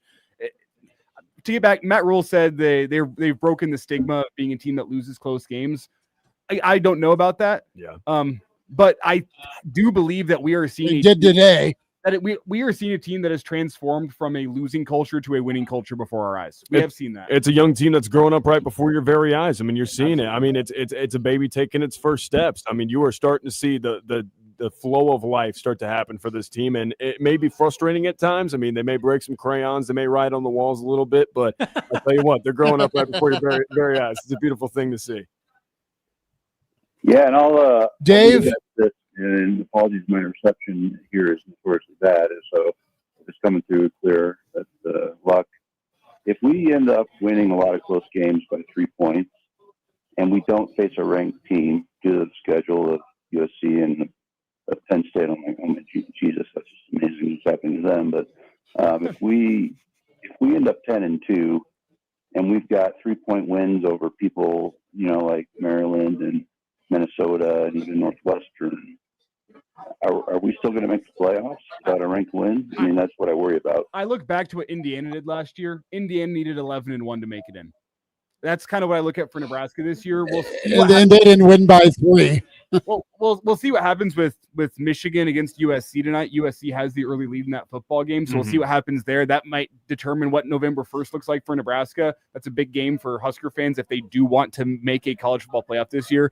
But my take right now is 10-2 might leave you on the outside looking in, because Indiana, Oregon, Ohio State, and then it'd be probably Michigan in that 4th spot right now in the Big Ten. I think the Big Ten still gets 4. You have to find a way to jump over a team in Michigan that you have already lost to. And that's kind of the concern. That's why I think it'd probably take 11-1 and some help from Michigan. You need Michigan to keep rolling. Washington. I don't think you need Michigan to keep rolling. I think you need Michigan to be solid, but I think you need to overtake them, because as it stands right now, I don't see Indiana, Oregon, or Ohio State dropping out of the college football playoff race in the Big Ten. And I think the Big Ten only gets 4. Well, Michigan right now is your bubble team. How does the rest of their season go? Do you jump them? Do you jump SC if they? Well, I don't think there's a lot of There's a lot of elimination out there. Yeah. Hey, look, So we're rooting for USC tonight, according to Elijah. Is that right? I think so, because I think USC with the win over Michigan, that win looks better for you if you were able to take down. You need USC. him to beat Notre Dame too. Yep. Yeah, and that gives Michigan 2 losses, and if they lose to Ohio State, that's 3, then maybe we get in. Yeah, we're going to give ourselves an aneurysm here if we keep thinking of Nebraska's playoff chances, though, moving forward. Look, it's just win every single week and hope the pieces fall into place. Darn right. Look at it this way, though. if Nebraska is ranked and then gets upset in Happy Valley by Penn State, I mean, they're probably out of the college football playoff picture, right? Well, Drew Aller's now out for the season, so that Penn State. I know, but if that might mean they start winning. I mean, just think about that. That might improve. Yeah. Think about that. The one game on Nebraska's schedule going on into this season that you knew they were going to, everybody said it's a loss. It's at Penn State. And as it stands right now, Nebraska could be ranked in that game and Penn State not be ranked in Happy Valley. So losing to an unranked Penn State team might cost Nebraska a chance to the college football playoff. Who saw that coming? That's a crazy August? Sentence to say. Penn State upsets Nebraska in Happy Valley. That's what I'm saying. Nuts. That's what I'm saying. That's how crazy it is. This is nuts. I love getting ahead of our skis. It's been a while. That's good. Dave, thank you much for checking in, bud. Yeah, Appreciate it. Great talking to you guys. All right, there he is, the other Dave with us. 489-1240 to get in. 489-1240 to get in. 800-825-5865. Happy, rail yard where I'm at. Bill Doleman in his living room. Elijah Herbel, Justice Rhody in studio as Real Red Reaction powered by Slim Chickens. 84th and Pine Lake. 14th and Pine Lake. 84th and Old Shady. And 84th and Adams, a soon-to-be new location. Tiger Shark says, I heard Bill Doleman is in talks for the UCLA job. True. Possibly. Words out. Possibly. We're gonna take a timeout. We're gonna take more calls. We're gonna go after dark here shortly, and move away from KFOR radio. We'll be on the stream for a little bit longer.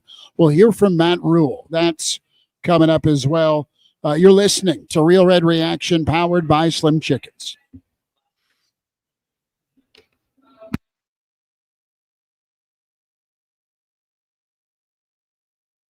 Get tired and want to quit trick-or-treating before you've hit all the best houses?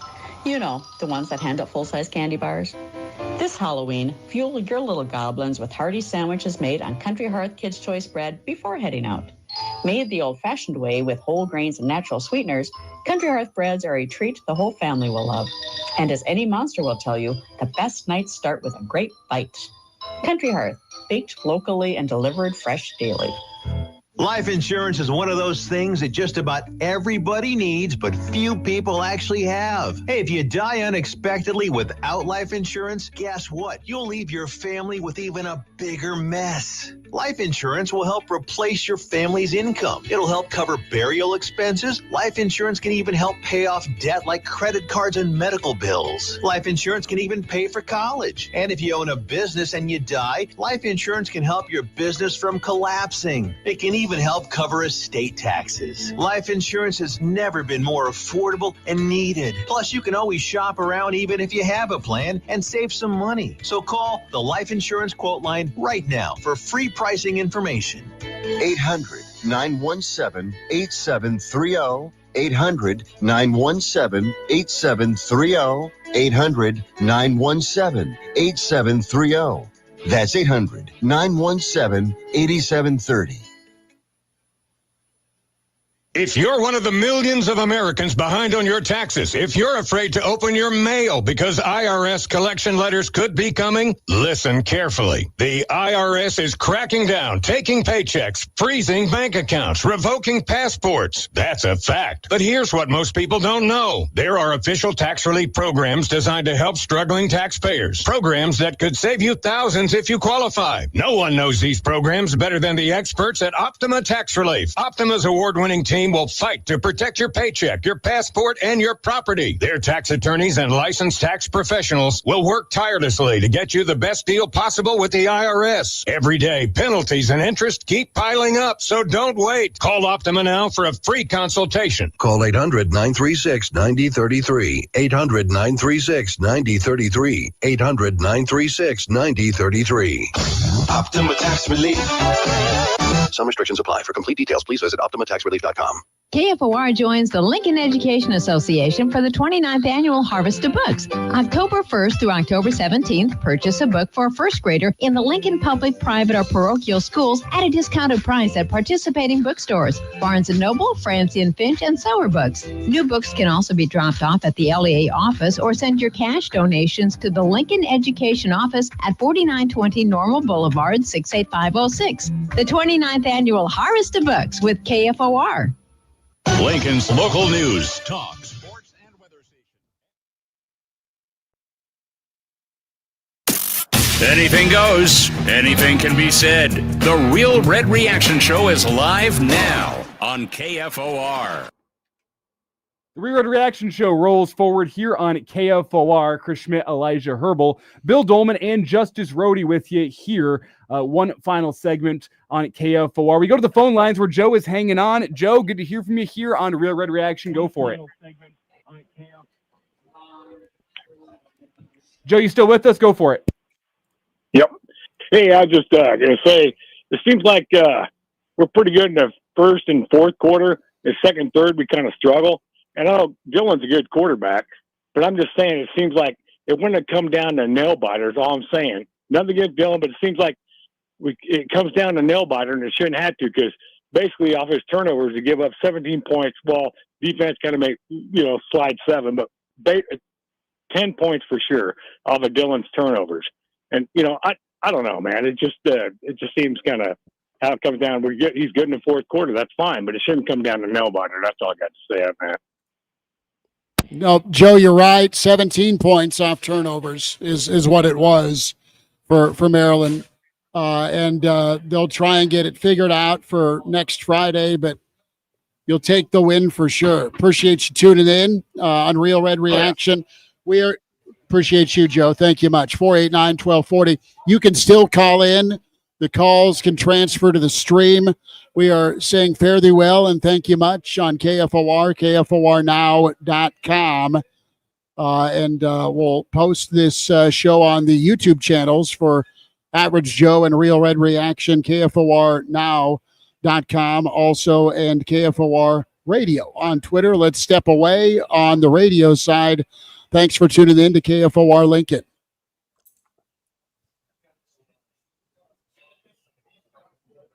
And we stay live on the stream. The Real Red Reaction Show continues on here on not KFOR, but the Real Red Reaction Show on YouTube, on Twitter, X, on Facebook, wherever you get the Real Red Reaction Show and the Average Joe Sports Show online is where you're now listening to us. Plenty more still to get to. We have comments from Matt Rhule in the can, all ready to go. We also have confirmation the Husker football team has posted a very, very cool video. Kenneth Williams did, in fact, earn a scholarship. Was surprised with that after the game. And there is an awesome, awesome video that the Husker football team has posted up on Twitter that everyone can check out once we finish up the Real Red Reaction Show. Don't leave just yet. The video will stay there. We won't. So I'm not encouraging you to leave the post-game show just yet. But check out that video here in a minute once we do finally wrap up this show. What's the status on one Bill Hooks live from Maryland? He's no longer in Maryland. He told me about an hour ago he'd be on in 30 minutes. So unsure. Maybe Bill Hooks is enjoying some of the finer refreshments that Maryland and the greater DMV area have to offer. Well, no, he said he had a good gaggle of folks over at his place and that it was pretty lively. So he was going to wait for it to die down just a little bit before he hopped on with us. So crossing our fingers that the party doesn't go too far into the night in the Hooks household. Let's hear from Matt Rhule. How's that sound? Let's do it. All right, Matt Rhule, his post game here on Real Red Reaction, powered by Slim Chickens. Before anyone takes a picture of their hats, someone made those. I'm not selling hats. Okay, someone walked up on the street and handed it to Julie, so I'm not in the merch business yet. First of all, credit to Maryland. They battled. It's 24-14. They could have walked away. They battled back. I think there was, however many unanswered, 17 or whatever it was. I think that quarterback's going to be dynamic. He played really well. Couldn't get to him. They found a way to run the football to a degree, we were, I think we're -3 on the day on the turnover margin. So, our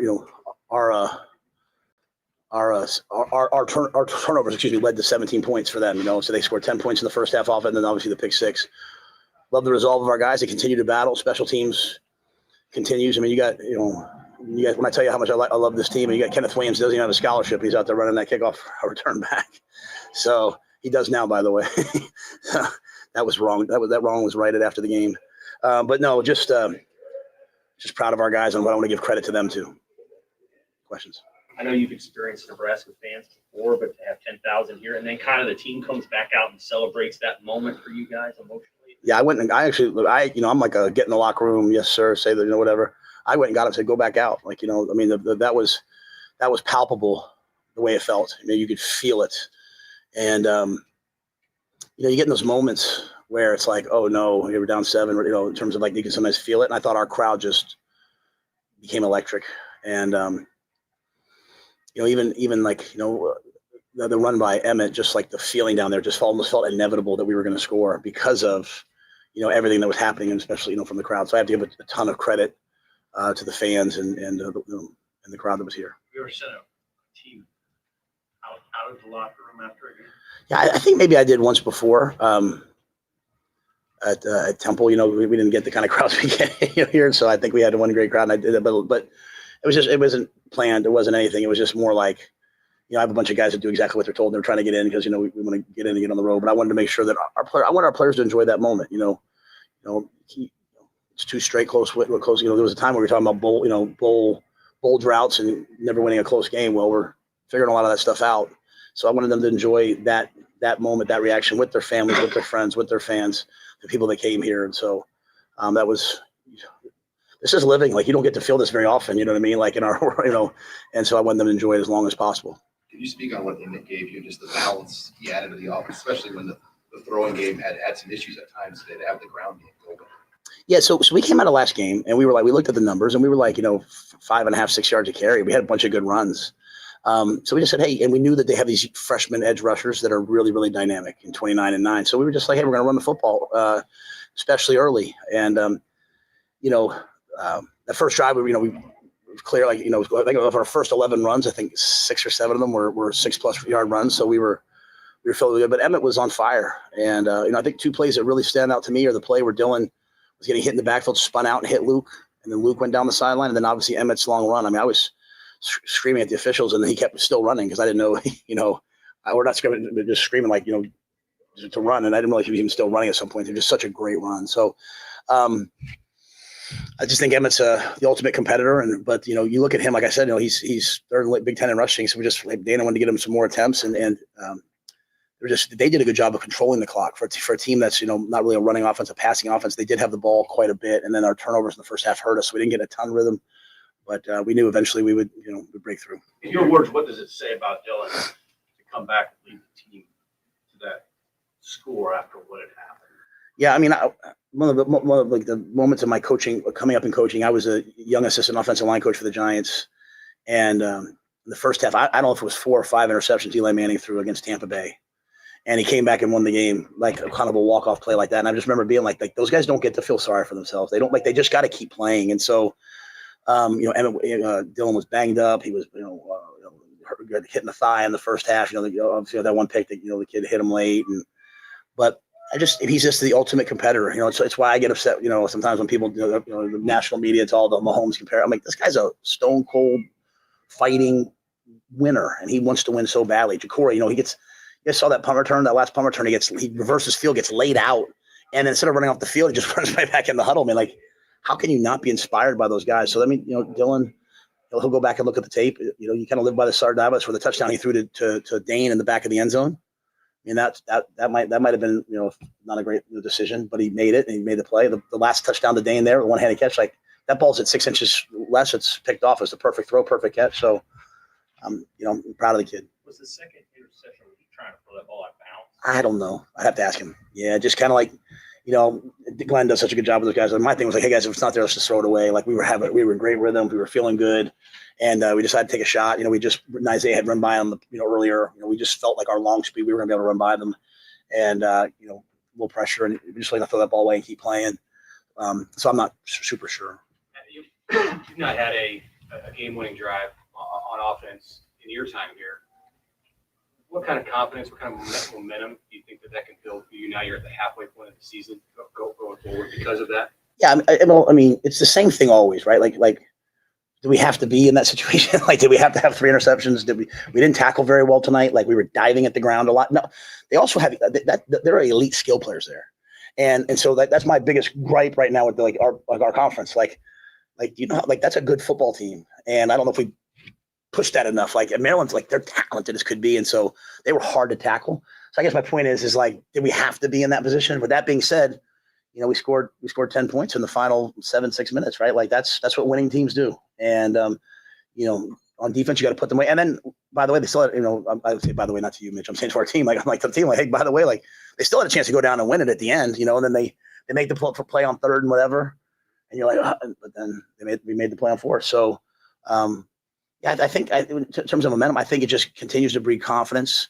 The biggest thing I felt was like no one was panicked on the sideline, but they weren't panicked last week. Like the Cincinnati game, that's three close wins, that comes down to the end, and our guys are very, very comfortable in the 4th quarter. And really, these are all the questions you guys have asked me about, like, hey, how are we going to get over this thing? And I said, hey, we're going to inoculate them by doing it all the time. We're going to teach it at a high level, and I thought we did it pretty well there. So that being said, we were 5-1 last year. And so, it's just about playing the next game, playing the next play, playing the next game. As corny as that sounds, man, I sit there the whole game. I can just tell you my nerves inside, guys, are going 100 miles a minute, and I just say play the next play, like just keep playing. So I'm preaching that. I believe it. Well, I think, in fairness to our guys, I think we're just better. I mean, I think our guys battled.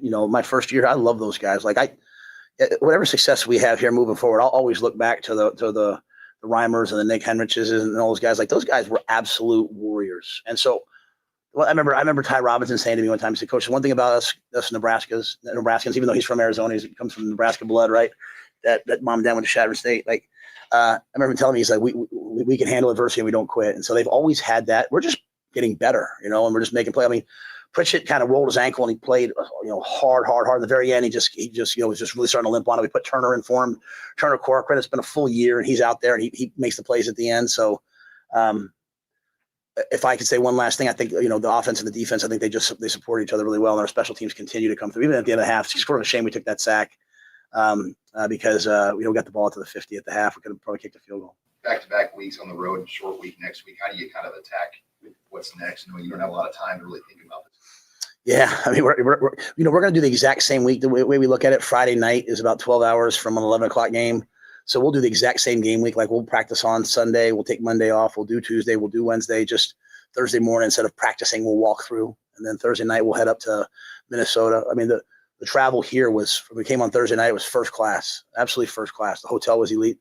One of the best bus drivers that we've ever had. But, Thomas, Susan, everything was really, really, really important here. And I think that shows up in the 4th quarter. Like, when I say those things, like, I want our guys to understand, like, hey, the reason why we eat well, the reason why we do all these things is so that in the 4th quarter you have energy to go make the plays to win. It's not for anything. It's not to be entitled. And I thought we had no distractions. We took our guys to a sauna and a cold plunge place. And the owner afterwards told Mitch, he was like, it's the best group of people we've ever had come through here. And so that's not me. That's Sierra. That's, I'd asked the high school, we went to walk through at a high school. I'd asked the high school coach if the DBs could stay longer because they wanted to get individual drills on 5 a.m. I mean, just the culture of those guys is outrageous. And so we'll have to do that this week, though, because Minnesota's a really good team. It's a tough team. It's a hard place to play. It's been a while since we beat them. We're heading there. It's a game that we're going to, obviously, Julie, my wife, Julie, there, she lost her mother, Donna, to breast cancer. And my mom, my mom, Gloria, had breast cancer. So it's something we're very, very, very passionate about. And, we're going to it'll be a breast cancer game this Friday. We partnered with Minnesota to do it. So, but we'll have to muster a lot of stuff, because this was obviously took a lot out of us. Is there anything else you can say just about the playmaking? Like Heinrich with the catch on the sideline there. What a catch. And Dylan, too, I think he's falling down when he threw the pass to Hunter on the last drive. Like, you guys stepped up and made plays in the 4th quarter. Yeah, I mean, and you go back, even Isaiah at the beginning, right, taking that same screen to the house. I mean, you just, you get rid of the 3 turnovers. But again, we're going to have, you want to make those kind of plays. Sometimes they're going to make plays too. The ball's going to get intercepted. But so good to see like Luke make the play that he made. Heinrich that was an unbelievable catch by Heinrich, unbelievable catch by Dane Key. And so, you watch us play, like the Keel's rotating in, Keelan Smith's out there. He's rotating in, Cortez Mills out there, Quinn Clark. We trust them all, and they all got to go play. And so, like I said, Kenneth Williams with the big kickoff return. Isaiah Mosey, they had him a 2nd and 20. He makes a great run to get us, in decent position. So it's just kind of the mindset of Dana, like, hey, just put the ball out there and guys have to go make plays. Thanks. It's Matt Rhule with us here on Real Red Reaction. His post-game show were powered by Slim Chickens. Chris Schmidt, the Pride of Fairbury, Bill Doleman, Elijah Herbel, Justice Big Red Rhody in studio, at Justice Rhody on Twitter, at Herbal Essence, at Bill Doleman, at Schmidt_radio is where you can find us. And things thinning out here in the rail yard, but happy bunch of Huskers. And Ken put it really well in the stream here during the Rhule press conference. Yeah, you have a little bit of gunslinger in Dylan Raiola, similar to Brett Favre, where you live with the bad and you can't believe some of the good. That was a case in point tonight. Penn State has quit. They got beat at home by Northwestern, 22-21, I believe. Oregon, too much Cignetti. That Oregon, the offense held minimal. We're talking under 3 yards per carry against that Indiana defense. Cignetti's on fire. Wow. What a win by Indiana. Yeah. Workmanlike by Ohio State over Illinois.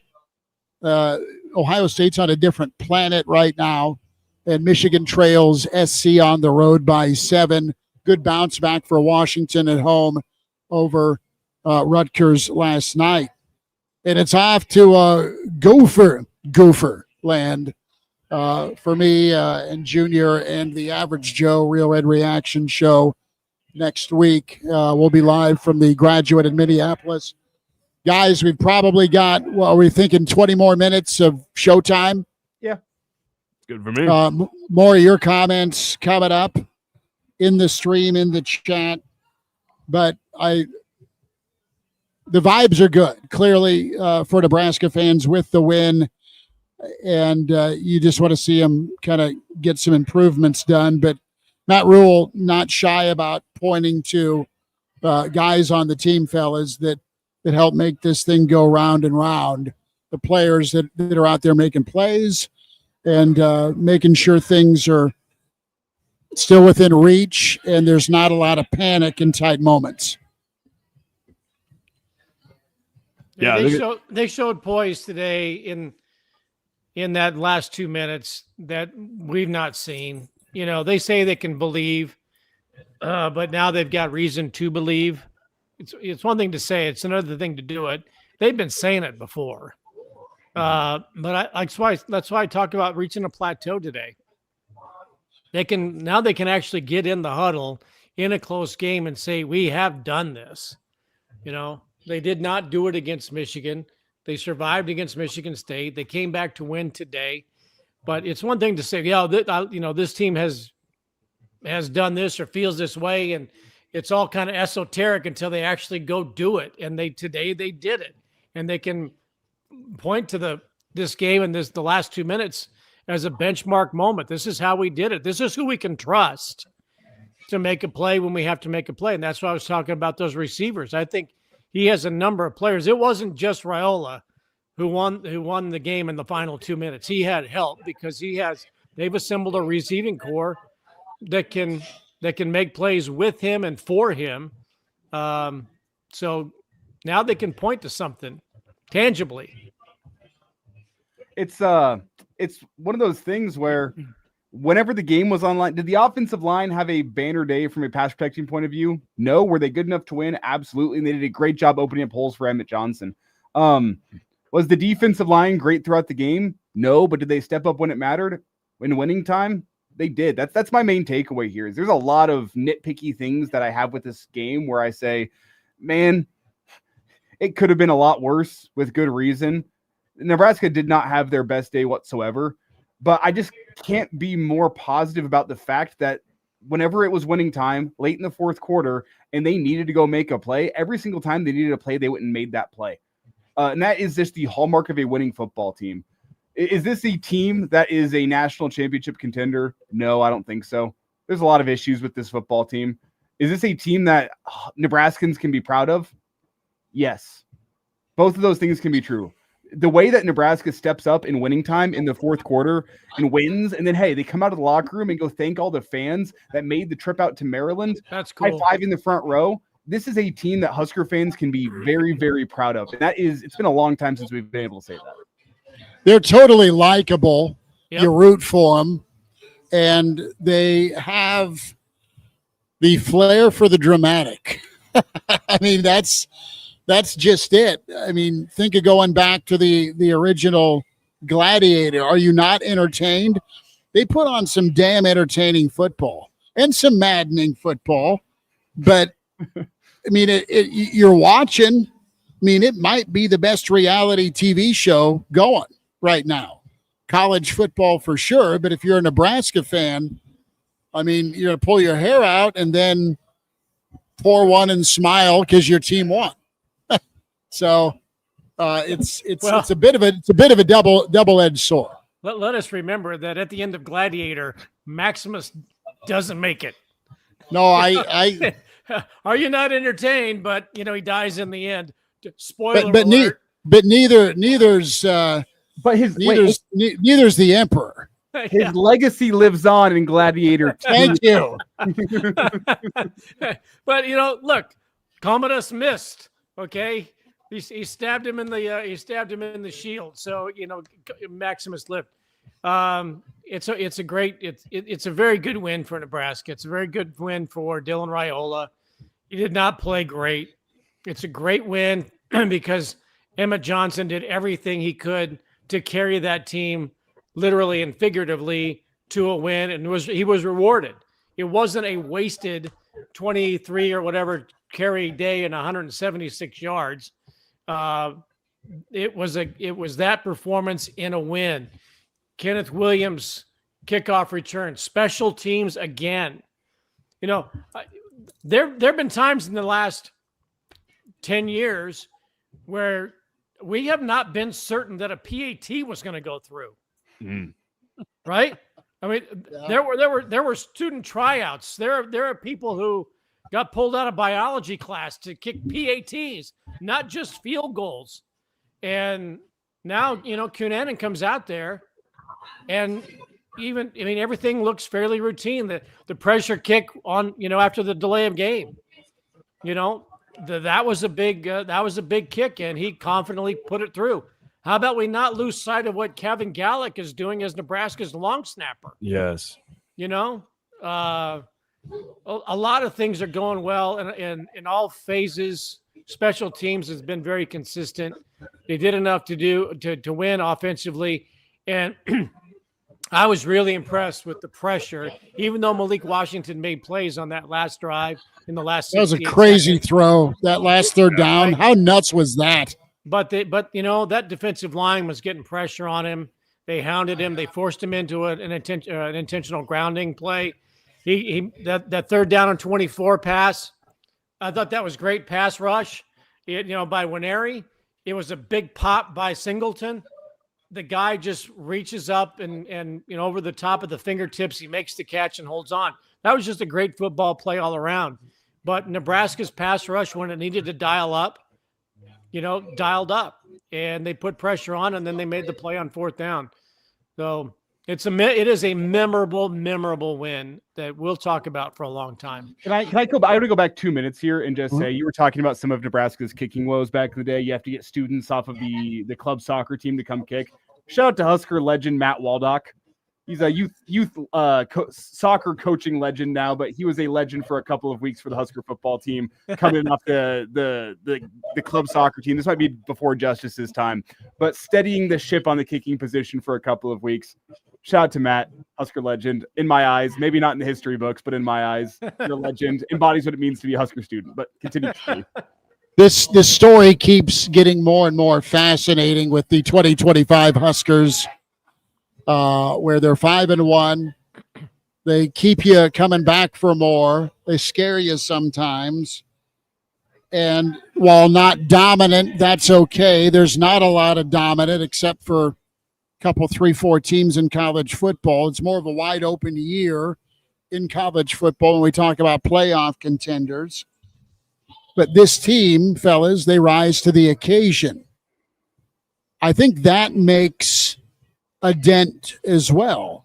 One team that, and I'm not, again, thinking that Nebraska's playoff potential. I like that they keep finding ways to make it happen. I love their resiliency. I really appreciate that about this football team. And maybe they'll put it all together as the season continues on, where it's 4 quarters of football, 4 quarters of taking care of the football, 4 quarters of run stoppage. Maybe they get to a level where by the time they see Iowa, or by the time it's UCLA, or by the time it's USC, or even Minnesota, maybe they're playing their best football. They'd look in the mirror and say, yeah, we're not playing great football. We're not playing terrible football, but we're playing winning football, which is important.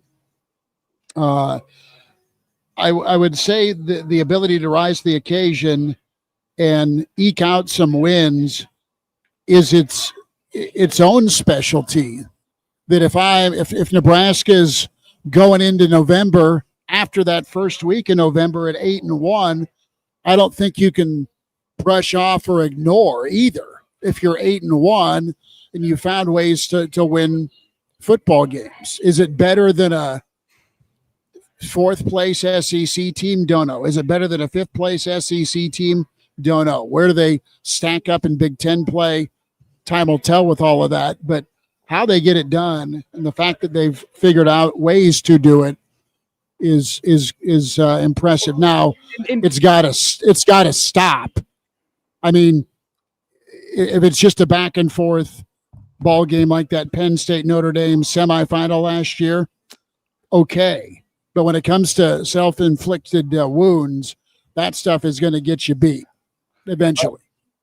Quickly here, though, and I said it earlier, Nebraska's not a national championship contender. This is not me saying they are, but it's tough week in, week out in the Big Ten, the SEC, whatever it may be. Look at Ohio State last year. They had escaped by the skin of their teeth against Nebraska, a home game against Nebraska, who we all know was a flawed team last year. They barely escaped that game with a victory. Look at the team they were playing in the national championship game. Notre Dame lost at home to Northern Illinois. Winning football games is hard, no matter who the opponent is. So the fact that Nebraska came out with a win today is nothing but a positive. Do you have things to build on, things to work on? Yes. But there are very few teams in college football history, the 95 Huskers being one of them, that rolled through their entire schedule, that made it look easy for an entire season. 2019 LSU's up there, but it's rare to see in college football. You can't look at this and say, man, I think Maryland's flawed. Nebraska's not good because they barely escaped this game with a victory. Well, they escaped with a victory. That's the quality of a good football team, is even when they don't bring their best stuff, even when the other team has their numbers at times, they go and win the football game at the end of the day.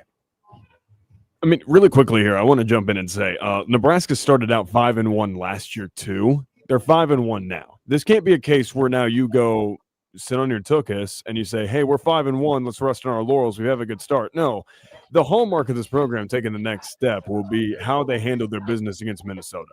Right, you can't just go winless for the next 3 games and allow that to creep up on you and allow the schedule to happen. You have to now assert yourselves as a power in the Big Ten and say, hey, we are taking this next step. We're going to handle business 1 game at a time and not sit on the tail and watch other teams pass you as you just kind of go, oh, but we started the season 5-1. You can start the season 5-1 all you want. If you lose out, it doesn't matter. So now they have to build on this and continue to find a way to win 1 game at a time. Like you said, Elijah, winning football games is hard, but this team has found resolve in now a couple of instances to win late games, even though they've had leads. Now it's about continuing to find ways to win football games as we get into the later stretches where it's easy for teams to run out of gas in October and November. What class did you learn the word tuchus? That's his Oklahoma upbringing right there. It is. It's a creative way to not curse on air and get an FCC violation. But we're not on air anymore. Say it, Justice. Say it. You don't have to say it, Justice. I think we'll avoid that. But yeah, I mean, you want to avoid, falling off the cliff and going, 5-4. I mean, you don't want to have to bail out and take a crazy offensive performance like you did against Wisconsin last year. Now you want to be able to put the foot on the gas. You don't want to be like Penn State. Penn State skidded and lost their last 3. You can't be that in the Big Ten. Now for Nebraska, it's about, hey, you got to put the foot on the gas, find some ways. Another quick note here. You talked about the gunslinger point earlier, and I wanted to bring up another gunslinger that Dylan Raiola has been compared to points at his upbringing is Matthew Stafford. And Matthew Stafford, sophomore year at Georgia, he threw for 2,500 yards, had 19 touchdowns, 10 interceptions on a team that was 11-2 and finished number 2 in the country. I don't know if Nebraska's got the same ilk. I don't know if they're a number 2 team in the country, but it does point out that Matthew Stafford threw double-digit interceptions basically every year of his college career. He had 13 his freshman year, 10 his sophomore year, 10 his junior year before he got drafted to the Detroit Lions. Like, there are going to be turnovers that happen with young quarterbacks, young talented quarterbacks, but it's how do you build off of that? And I think Dylan Raiola responded in a really great way in the final drive and was able to make a big play happen. And he had help. Well, yes. Some final thoughts, fellas. Final 5 minutes here on Real Red Reaction, powered by Slim Chickens. 14th and Pine Lake, 84th at Old Shady, 84th and Adams, soon to be, to get your Slim Chickens fix. Get a wrap, get some chicken fingers, get some of that delicious coleslaw, get a salad if you like, and get some of the legendary dessert, the wings. They're incredible. Appreciate Slim Chickens for powering Real Red Reaction with KFOR. And, of course, can find and follow the Average Joe Sports Show on YouTube. Find Real Red Reaction, YouTube. KFOR Radio on Twitter. Give that a follow. AJ Sports Radio on Twitter. Sunday, Average Joe Sports Show live. Sunday live at 10:30 tomorrow. More thoughts as Nebraska able to survive Maryland and win 34-31. This has been my weekly tradition now, I think going on since last year as we kind of wrap up the show. I want to go around the room and ask everybody, what is the one word you use to describe this Husker performance? I can dive into the deep end first because I have it. I already tweeted it. It was cathartic. That's what today was. After 10 years of heartbreak, 10 years of opportunities in the fourth quarter with the chance to go drive down and take the lead, to tie the game, whatever it may be, and to always, time and time again, I think it was 1 in 30 in their last 31 opportunities down by a score with the ball in the fourth quarter. 1 in 30 in their last 31 games to do that. That's incredible. My word is redemption. That works too. I was just going to say that the cathartic nature of today's game, it feels good. That's why Husker fans can be happy despite the fact that it looked ugly at times today. It was a release of, thank God, it wasn't another disaster. But Schmidt, back to you. Sorry. No, redemption's the word, and it's Lloyd and Harry. He sells the shaggin' wagon for that little moped hog, and they whiff on a high five. You can go whatever way you want with the 3 interceptions being the shaggin' wagon or the moped, but eventually they got to Aspen, right? So, no, redemption for, a tough day for Dylan. You can't be a turnover machine with 3 bad picks. And you didn't let it affect you in the crucial moment. 3rd and 10 last week. 2-minute drill time for the win after, to your point, Elijah, so many opportunities a year ago. You're seeing growth, and you're seeing this team kind of handle their own destiny with making the plays down the stretch.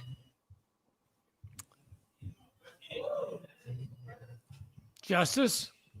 I guess I'll go. My word is inexplicable. I don't know how they won this. Through three interceptions, a pick 6, and really like they had a swing like an 85-yard kick return. Maryland has the ball with 1:08 left. It feels like, you've seen it before, deja vu, and Nebraska clamps down defensively and they get a stop. The secondary didn't look great. But between Emmett Johnson and Nebraska having high-end talent, they were able to get out of there. It's inexplicable to me. I don't know how it happened, but you take the win and you run away, and you know, by the skin of your teeth, you just crawl out of College Park with a win. So to me, it's just inexplicable. I don't know how they did it. Is not Penn State one word? In Charles Barkley's lingo, I think you could do 2 words. We aren't Penn State. Yeah, I mean, you got to be happy about that. I'm going back to benchmark. I'm not going to say it's a signature win, but I think it's a benchmark win for Nebraska. Just like the bowl game was, you didn't beat a blue blood, but you beat Boston College in an important game that set the tone for the offseason, gave Nebraska momentum. And I think, as you pointed out, Justice, Nebraska was 5-1 last year, and we're thinking, okay, bowls, and got all the way down to the end of the season for Nebraska to become bowl eligible with the win over Wisconsin. I don't think you're looking at a repeat of that. I think it's a benchmark. It's a plateau. You've climbed up. You survey the landscape, and now you continue on your climb. And I think that you look back at Boston College as a key win for Matt Rhule's program. I think you look at this road victory coming from behind in a sloppy performance, but getting the job done with a good team win. And you had a lot of Husker fans believing that they were going to win. They didn't just show up because, well, the Huskers are close and we're obligated to. They went to go watch Nebraska win. They were rewarded with the win. And Nebraska, I think that was a very nice touch to go out and thank those folks for showing up. So I think that was great. But I think that if Matt Rhule's program continues to go forward, you look back at this as one of those benchmark victories. And look, I don't think Nebraska is going to be in the college football playoff. There are too many big name teams and conference teams that are 4-1, 5-0, something like that.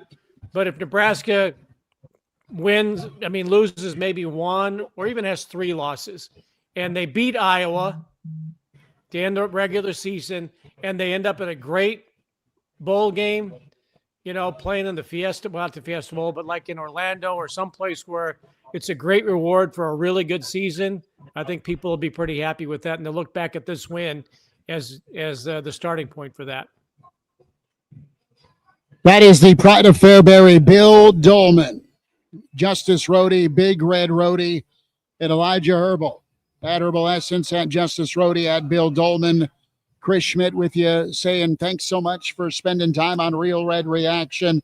Huskers again in a thriller, 34-31. More to talk tomorrow on the Average Joe Sports Show live, 10:30 on YouTube. Like and subscribe.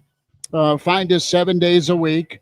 Find KFOR on Twitter at KFOR Radio, at AJ Sports Radio, at AJ Sports Pod.